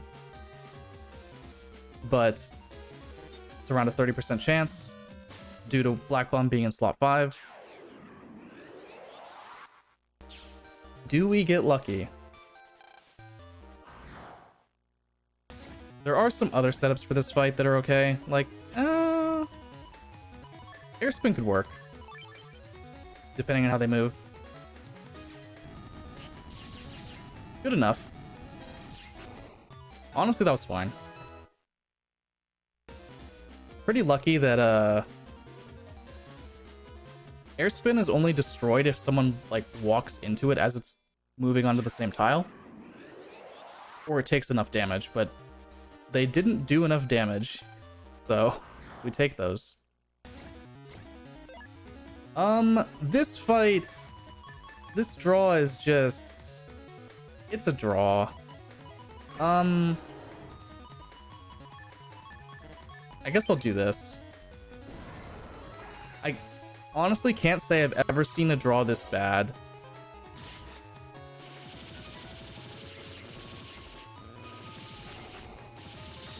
It's just the kind of luck you expect to get in a marathon, I guess. Luckily, Beast Out Mega Buster is... Machine Gun is just so powerful. I didn't have to take another hand there.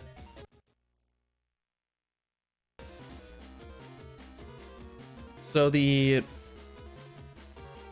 I guess director of the facility here was in the closet. Broke him out. As we come over here, the walkway to Mr. Weather, the computer that controls everything, collapses. So, luckily we saw a copybot over here. We've been using these quite a bit to upload Mega Man and allow him to act in our world as a robot. And now, back up to where we just were. This cutscene is really good, but I am going to skip it. So effectively, Mega Man is going to throw Lan down here. And Lan parachutes down with an umbrella.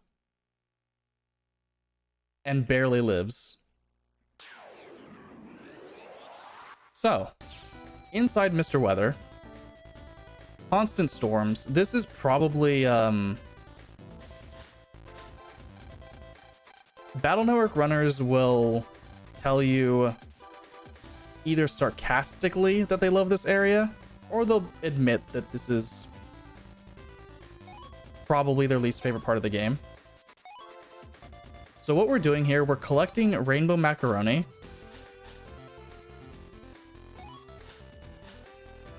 And by collecting all of the pieces of the rainbow macaroni, we use the cloud that we are riding on to draw circles.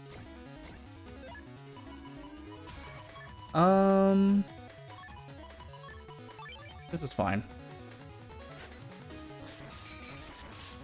That's fine.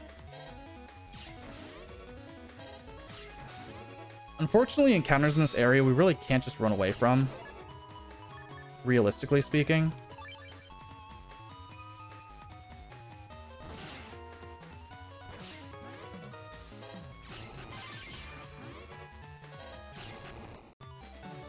These encounters are too high level for us to just run away.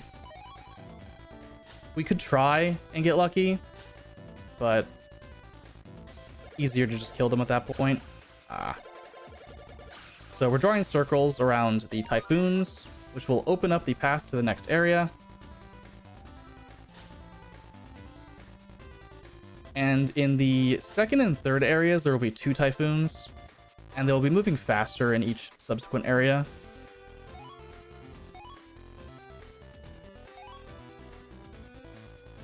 So that's pretty much how Mr. Weather works. This isn't... The painful part here is that the typhoons, their movement is RNG, and they can just decide to be in really bad spots. This is actually fine. It would be fine. So I waited an extra little bit.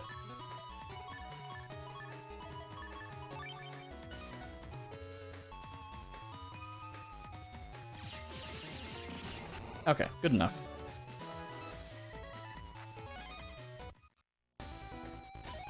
So, let's see if the typhoons behave today. If they move too close to one of these cloud platforms, you're effectively stuck. Because you can't draw a circle around them. Because you just don't have enough room. Area 3 in particular is a pretty good example of how it can go wrong, if it does go wrong. But not much you can do, just RNG with the clouds. Oop.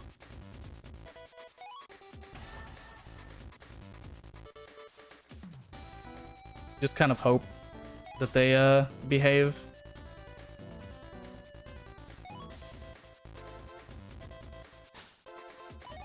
If you're really lucky, the typhoons will actually be close together, and you can get them at the same time. This is not one of those days.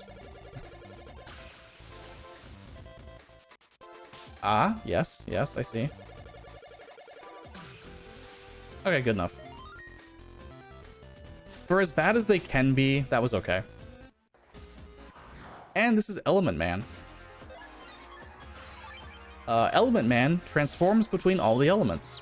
He starts out null, and his first transformation is wood. And wood takes double damage from fire. Goodbye, Element Man. Didn't really think that one through.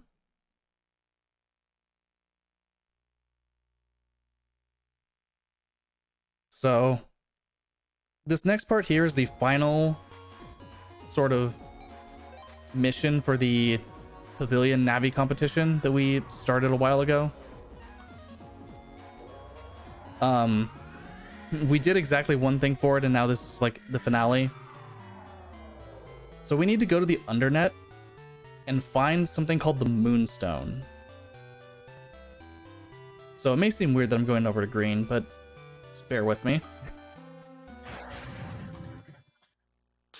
So I'm going to open up a shortcut to go back to Lance Computer, to go to Sky Area, to go to the Undernet.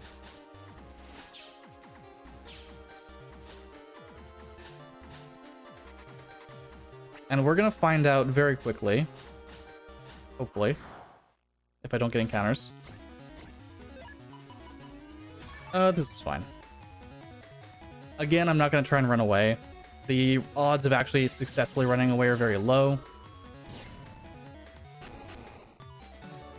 So while it would be fast if I did succeed, the odds of doing so make it not worth it for this kind of run. Maybe if I was on like a PB pace or something. So these heal navis here are going to tell us that effectively to get to Undernet 2, which is where the Moonstone is, we need to get a password. And that password is known by someone that's currently in prison. This is why we came to green area. And we're going to speak to this guy here, and he's going to say, oh, the criminal has been let go. So, off we go, over to Seaside, because he tells us that the criminal that was just released is enjoying a nice, peaceful new job out of prison. Nice, peaceful new life. Supposedly the most dangerous criminal who holds the password to get to the deepest parts of the Undernet. Who could it possibly be? Well, it's this girl we've passed multiple times already. So we talked to her 3 times, and on the 3rd time, she tells us the secret password for the Undernet, which is, in English, Money Hats. Money Hats is the English name for one of the viruses that appear in the Undernet. There's nothing really special about it. I'm sure in Japanese, it's just, again, the name of the virus. So, back to Central, so that we can go back to the Undernet and get the Moonstone.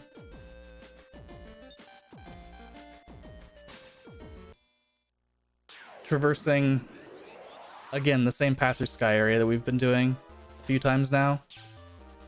And trust me, this is not the last time. We will be retraversing these paths.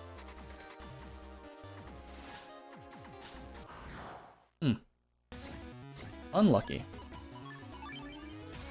Lucky enough. I like how it's unfortunate that I get the encounter, but they're going quickly when I do clear them.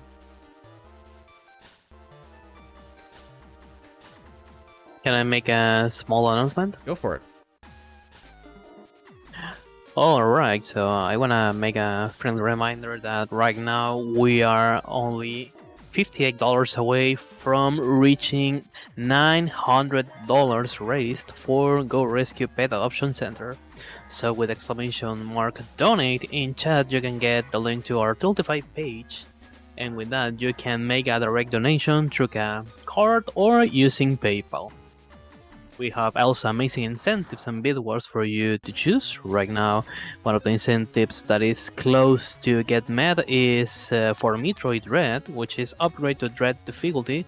Right now, we have $79 with 86 cents from a total of $100, meaning that for this incentive to get met, we need $20.14. So at the moment, when you are gonna make a donation for this amazing cause on our Tiltify page, make sure to pick any incentive you wanna contribute with it. Yeah, so we are just at the end of the internet here. That encounter was honestly pretty much guaranteed on Japanese. So on English, there's actually setups that you can do to avoid more encounters. But because we're on Japanese, the slipwalking setup, which I will be talking about slipwalking a little bit later, that we would normally do, actually would soft lock the game. So I've slipwalked exactly once already, but it hasn't been really abused yet. This next segment here is actually going to show the full power of slipwalking. Trust me, it may look like a glitch. It may behave like a glitch. It is definitely a glitch, but it is the only glitch in the game. And it just makes life so much better. So this is AC/DC Town. We're gonna talk to all of Lan's friends. You may recognize them from previous Battle Network games. There's this kid. There's this old guy here looking at Lan's old house. There's this girl over here. And there's this girl. So now that we've successfully talked to all of Lan's friends, we're gonna go into the AC/DC area by jacking into this squirrel. And Roll and Lan's actual friends have a little side quest for us. So we're gonna do this real quick. Set up slipwalking. I'm gonna do this a few times. You may notice that Mega Man doesn't move because the game thinks I'm still slipping. And because the game thinks I'm slipping, even though I'm not, even though I'm walking, the game thinks I am. So I will never get an encounter in this state. And the way you do this is by frame perfectly activating a slip run when you talk to... Wait, okay. On the same frame that you talk to an NPC.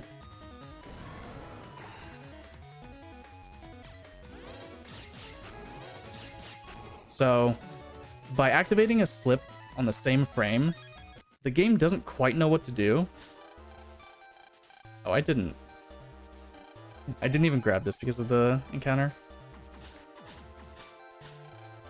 That encounter is kind of just has to happen. While you're in this sort of slipwalk state, you can't actually interact with anything.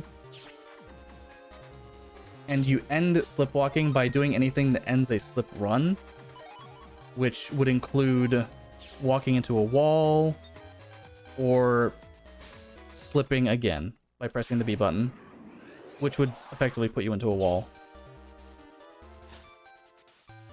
So, jacking out here to go back to Roll to tell her that we found the key data and saved the prog.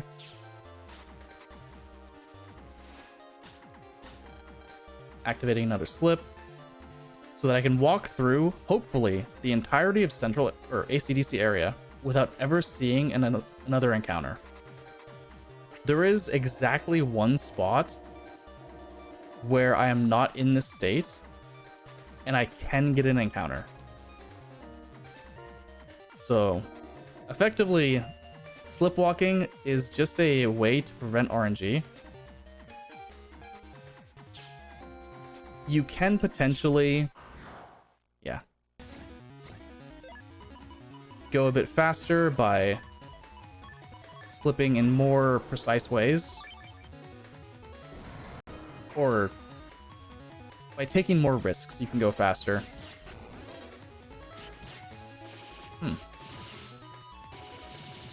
That was an interesting lock on Mega Man. So, if you decide to activate Slipwalk in less situations, it is faster as long as you don't get the encounters. But it's also less consistent in that regard.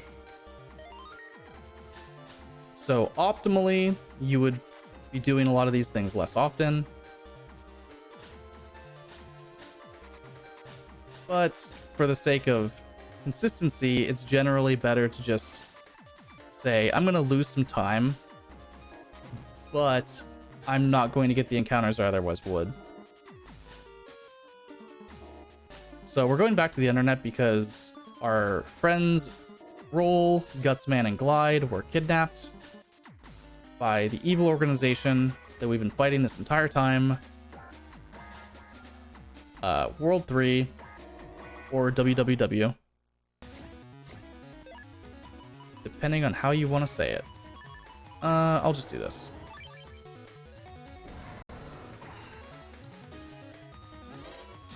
So unfortunately, I'm only at 1 charge of Beast Out. I would like to have had more, but that's fine. We're gonna do some refights. This is Blast Man. We fought him before. This time it's gonna be a bit easier. Just watch.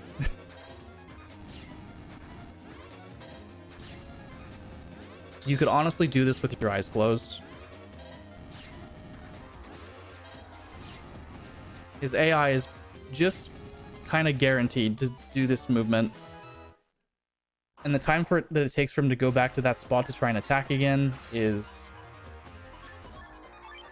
just enough to where you can just keep hitting him with charge shots.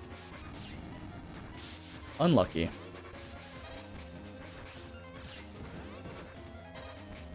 So, I'm trying to hit Dive Man here.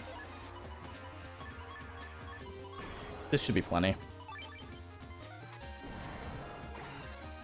The reason I used Heat Cross there, even though it is weak to Dive Man, was entirely because the Fire Burn effect that is the buster for Heat Cross actually can hit Dive Man while he's under the tiles. It's pretty much the only thing that does that, other than Mini Bomb.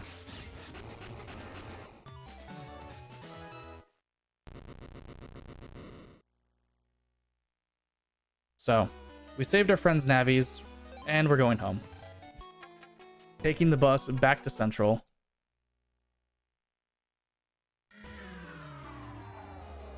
So, I believe it's at this point that we are called to Seaside. Mega Man has started going berserk in the real world,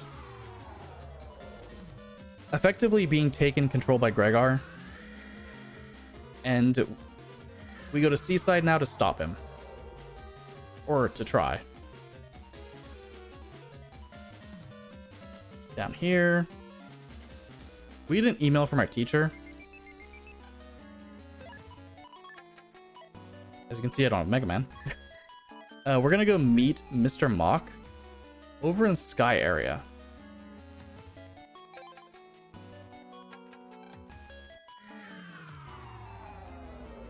So now, since Mega Man with his Beast Out is just running rampant in the real world, we need to find a way to stop him.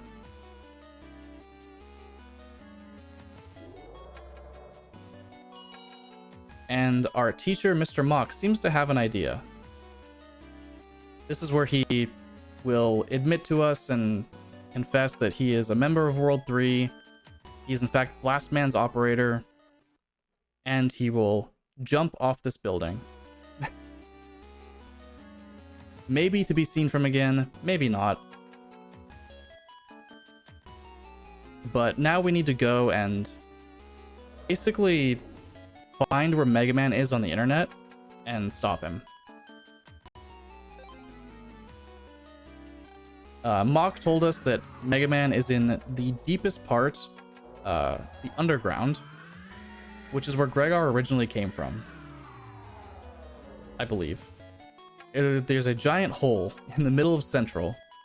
We've seen it multiple times, we've walked around it multiple times, and now we're gonna go inside of it. Using Heatman.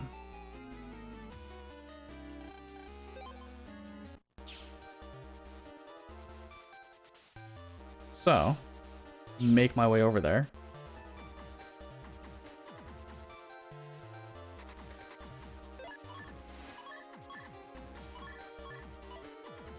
That is the full energy that I bought earlier, which I may need. Hopefully not.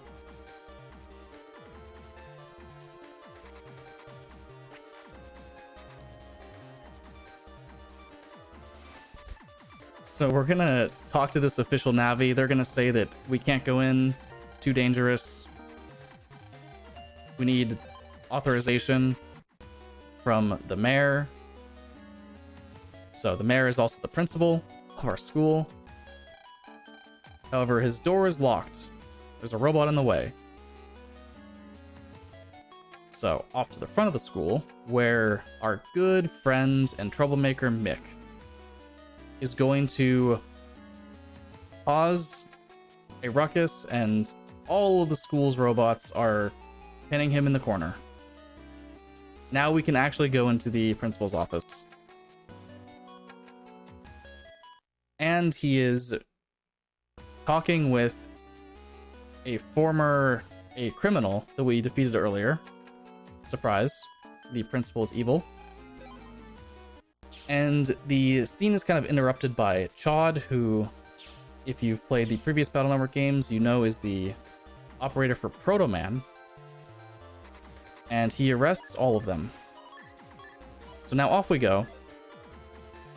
Back to the hole in Central to finally dive in with Heatman. For 2 more rooms of everyone's favorite soul weapon scenarios.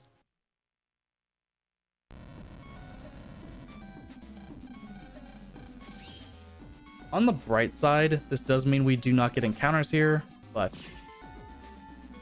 these puzzles are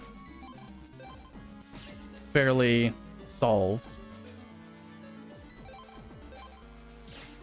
So casually speaking, on the earlier soul weapon scenarios, you could make mistakes and be fine.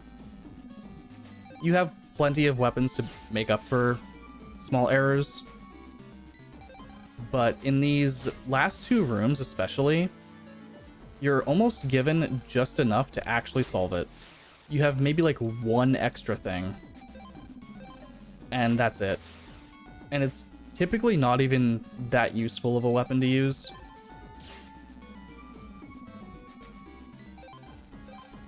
But in general, there's not a whole lot going on here.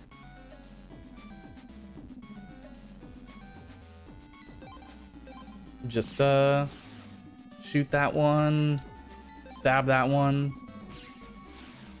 repeat.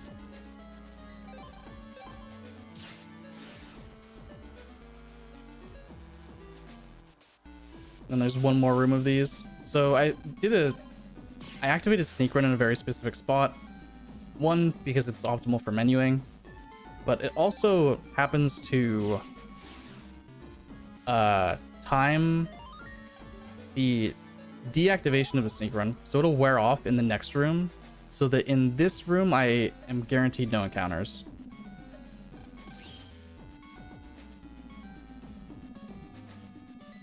And yeah, it is correct that any unused weapons do become bug frags. Unfortunately, for any percent, that doesn't really matter.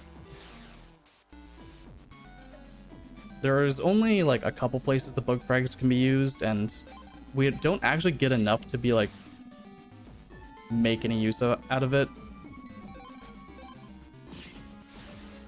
It is relevant for the 100% category that we call Beast SP, where you will need...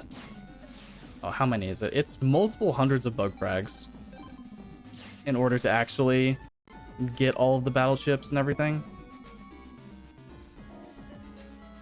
And Beast SP also relies very heavily on RNG. That you do hopefully get the right rolls with the right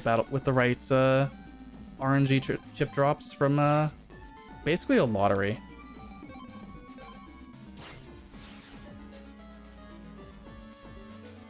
So I'm gonna save up here before fighting Mega Man.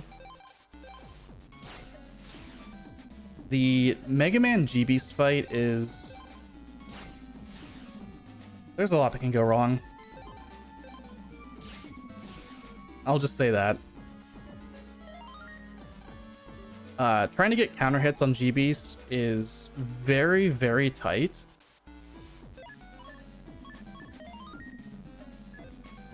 And if you just happen to get really bad draws with Heatman, this fight is... Because our folder isn't actually very strong. This fight can just kill you.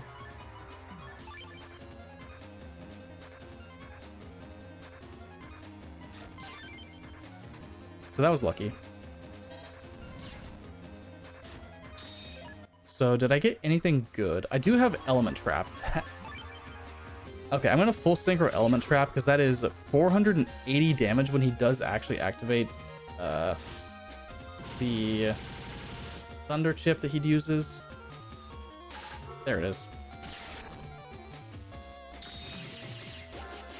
Ah.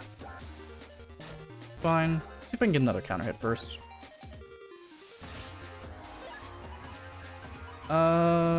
Double crack, Lance. Maybe Lance double crack.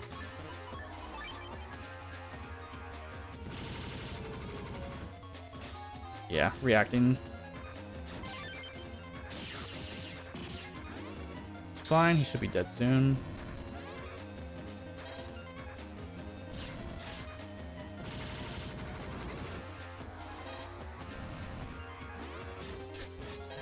Come on, Mega Man, just... There we go. Just go into He-Man's Buster Shot, thank you. And now we fight Colonel, who, if you've played Battle Network 5, you definitely know who Colonel is.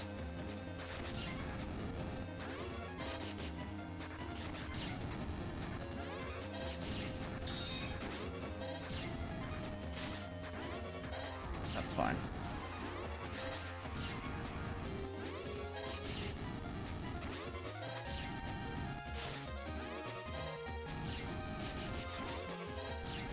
And that's the Colonel fight. I'll kind of try and go over what just happened. So, if you stand on one of the 3 tiles that Colonel can hit with his V-Slash, he will use that move. So, what I was trying to do there was effectively loop him such that he would always be in basically the front row, constantly using V-Slash. With Heat Cross, it is very, very tight. A very tight window that you can loop him infinitely. But even if you're a little slow, then it's not actually that much worse. Because he'll still go to the back row and then you can still just hit him. This is what we like to call very sad mistakes. Taking Lev Bus to the wrong location. So we're going to AC/DC, primarily actually just to make a shortcut. There's not much other reason to do this, but I do need a shortcut for, well, very soon.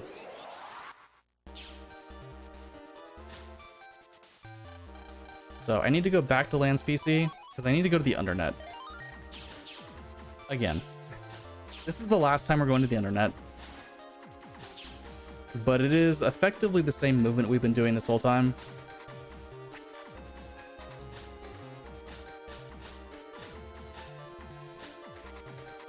Just for the, was it 4th? 5th time? Going through Sky, it's the Internet. This time there's a series of gauntlet fights.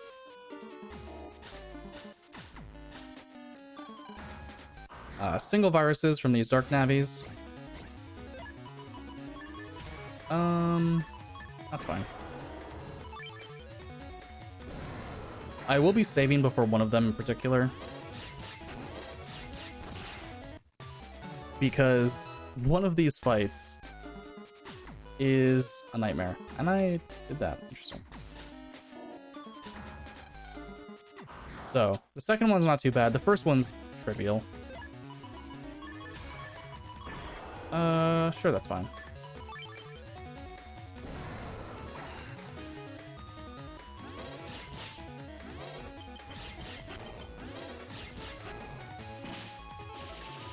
Okay. I will be saving before the third fight, though. The third fight... If you've seen Pulse Bulbs before, which you have at this point, I took care of them pretty easily. But this is entirely dependent on a draw. And I did not get as lucky as I would like. Not even close. So these Pulse Bulbs are my worst enemy. They're everyone's worst enemy, honestly.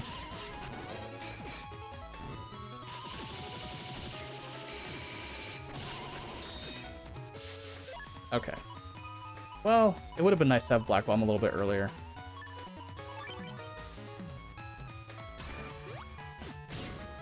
Alright. I didn't want to heat cross anyway. So, because heat crossing would have been slow. It would have been fast enough there, but that's fine. I am just gonna pop my full energy now. That was the hardest fight in the game. It does ruin a lot of runs.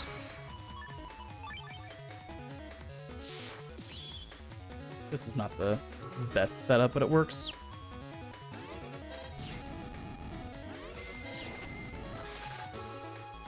Okay.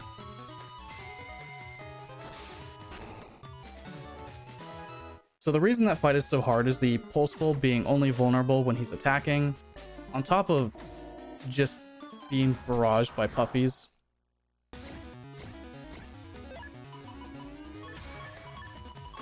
This is fine.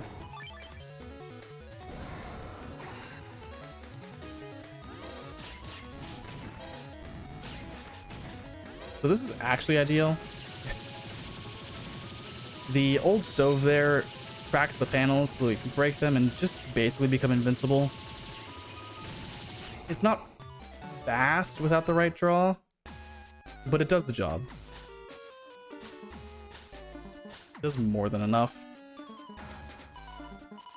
And this was all so that we could find the Undernet BBS to find out where they've taken our friend Iris, who we've talked to a few times. And World 3 has abducted Iris and are about to take her somewhere. And in this cutscene, Mr. Mock, our teacher, saves the day. And we're back at school.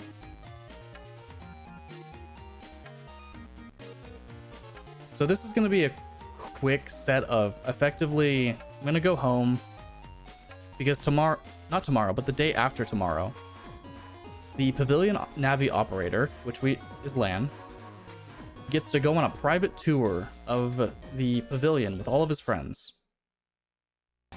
So now we need to go invite all of our friends to go on the Pavilion tour with us tomorrow. So Mick, Iris, Tab, who we've talked to exactly once in the story, at least in terms of like gameplay. We have, in fact, barely talked to these kids, but they are our friends. So. And our friends in AC/DC, even though we could take the Lev bus to go talk to them, the game doesn't expect you to do that. Because in reality, AC/DC and Central are very, very far apart. So you invite your other friends over the internet. By going to AC/DC and talking to their navies, rather. So here's Proto Man. I'm going to slipwalk off of Proto Man. So we're not going to get any encounters in this area, hopefully. Now I'm going to talk to Roll, Gutsman, and Glide. There is a chance that Glide decides to punish our hubris of slipwalking. Because this is the one tile where we can get an encounter. And Glide has set us free today. No encounters.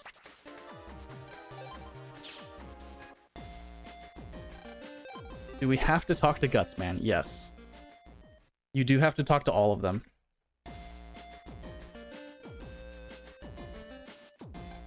And I did not talk to Mom. Remember to talk to Mom before leaving the house this one time.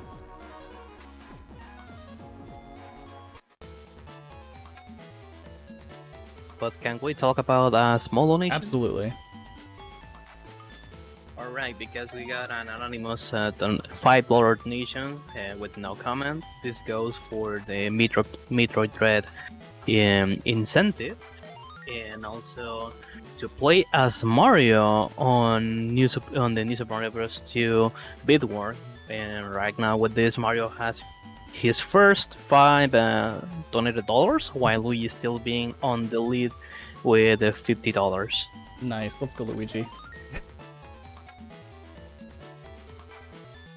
So in the pavilion here, we're just going around getting stamps from each of the different areas, basically modeled after the scenarios that we've done up to this point. And over the course of the night, evil navies take over all of those copy bots, and now we have the final scenario. So this is the music that I'm pretty sure everyone adores in Battle Network 6. Because in post-game, this music doesn't go away. So you get this loop. After you've hit this point in the story, you get this loop forever. And we are going to... This is kind of like a boss rush in a sense, which is pretty typical for like a Mega Man game. Like all the 2D platformers and everything have like a boss rush in Wily's Castle. This is kind of the equivalent. So we're going to be effectively boss rushing through each of the scenarios we've already done. And except it's only one comp each. So it's like one comp of the aquarium, doing this kind of puzzle again with the sharks.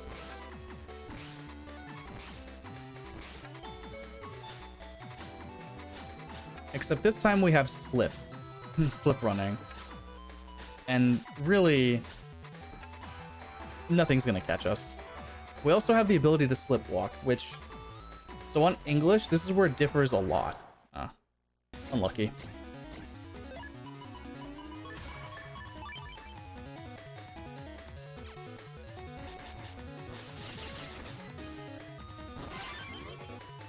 So on English, we actually would slip off of a GMD or green mystery data. But on Japanese, doing that would soft lock the game. So we actually have to slip off of this prog, which means we take a lot of these in a different order. And I also am going to be very careful not to hit any walls and cancel the slip walk.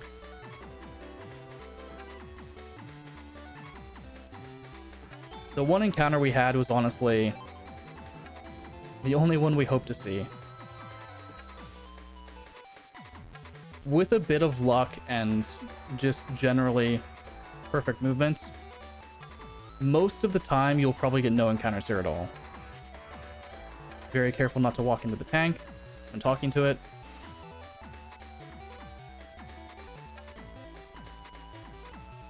Because this last part is very long. Without doing this at all, you'd probably get a handful of encounters. Also important to note, as far as the ports go, the port, which is Wii U VC, because this game is available originally on Game Boy Advance, but it was also released on Wii U through Virtual Console. And the Virtual Console version actually patched slipwalking. So this glitch is just not available, meaning if you're playing on Wii U, you will just get probably another 6, 8 encounters maybe throughout the run. Losing, if you estimate like 20 seconds each, that's a few minutes lost to just not being able to do a glitch.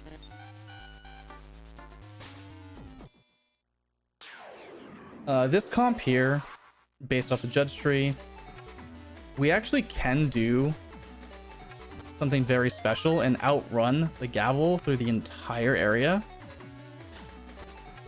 For the sake of safety and not risking a lot of time loss, I'm going to skip the trick. The trick itself saves about 20 seconds because you skip exactly one encounter. But it is very cool to see. This is fine.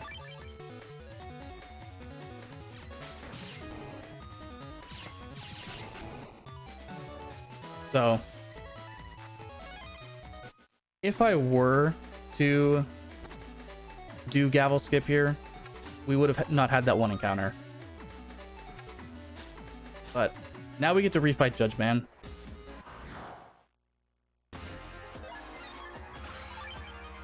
Did not draw M Boomer this time.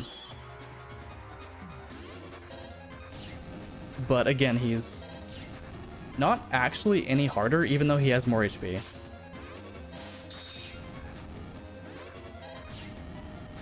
It's just a matter of hitting him a few more times.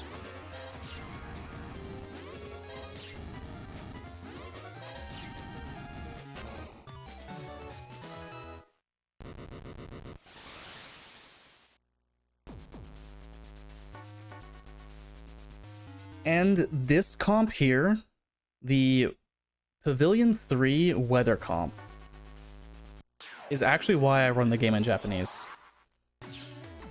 So on English, you have a fairly high chance of getting an encounter in this comp with an enemy called a Nightmare. Nightmares can only be defeated with swords, which you may notice from earlier when I did my folder edits. We have removed all swords from our folder. So we actually don't have any. So if we were to get a Nightmare encounter, we have to run away. And our run rate is incredibly low in this area because this is endgame. So we would effectively just have to run away multiple times until it just works. And the chance of getting that encounter on English is many, many times higher than it is in Japanese. See if I can get lucky. Nope. Unfortunate. I was talking earlier about how these typhoons can kind of just be in bad places sometimes. This is a very good example of said times. Oh, please. Surely. Thank you.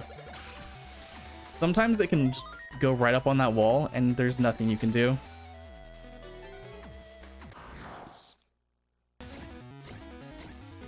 Okay, so this is what I was talking about. That's a Nightmare. And we didn't run away, which is honestly expected.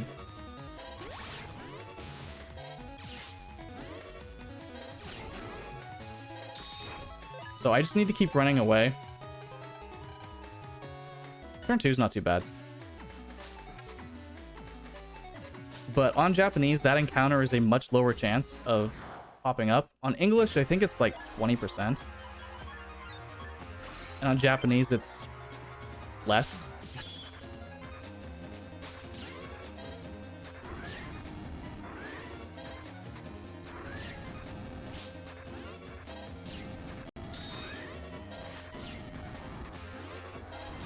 There we go. And Element Man is defeated. A little unlucky with that encounter, but that's fine. So the final Pavilion comp is Pavilion 4 here.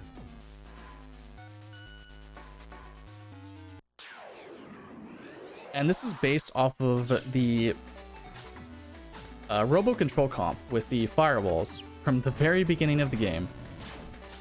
Except we've already fought Last Man a second time. The only Navi we haven't fought yet is Circus Man. So this is where we'll do that.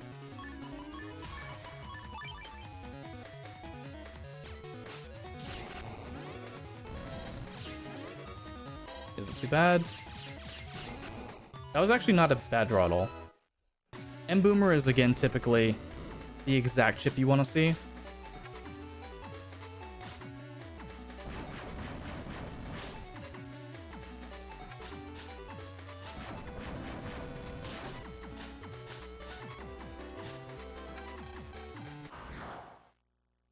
This encounter can be pretty rough.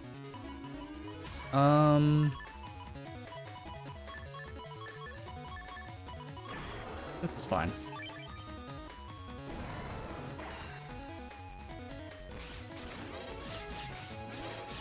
And we did it.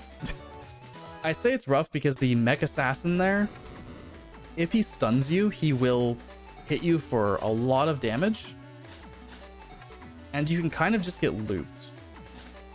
Similarly to like some bubble enemies or the bubble stars from earlier. Fine.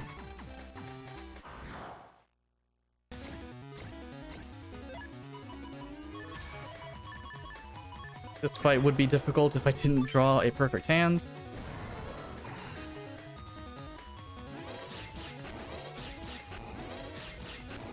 Easy enough. These endgame fights really just kind of show the power of G-Beast and Heatcross especially.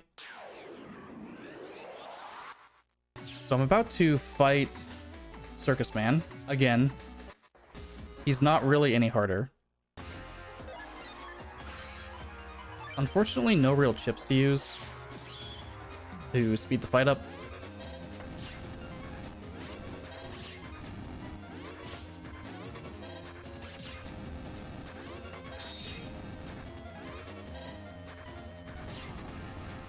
It's just a matter of using Heat Crossbuster and dodging his claps. Kind of just back up, move forward again. Basically that easy. I will say before the final fight, I have not died here in a very long time, but better to be safe than sorry. Because this is Gregar. Time will be coming up on the final hit. I'll try and call it out. But we're going to be using a effectively new power. We've had it the whole time. We've been able to do this the entire game. But we are going to be using a power called, effectively, I think it's Beast Cross, where we are going to combine, nice, Beast Out and Heat Cross to do big damage. So Gregar has actually 2 hitboxes on him. So every single one of these charge shots does 200 damage. And by hitting him in both spots, it's actually doing 400 damage per hit.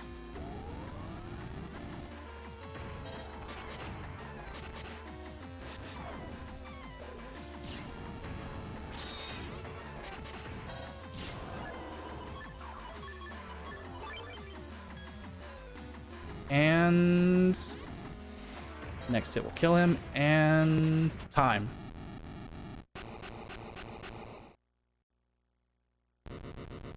And that's Gregar. And that's Mega Man Battle Network 6, Side Beast Gregar.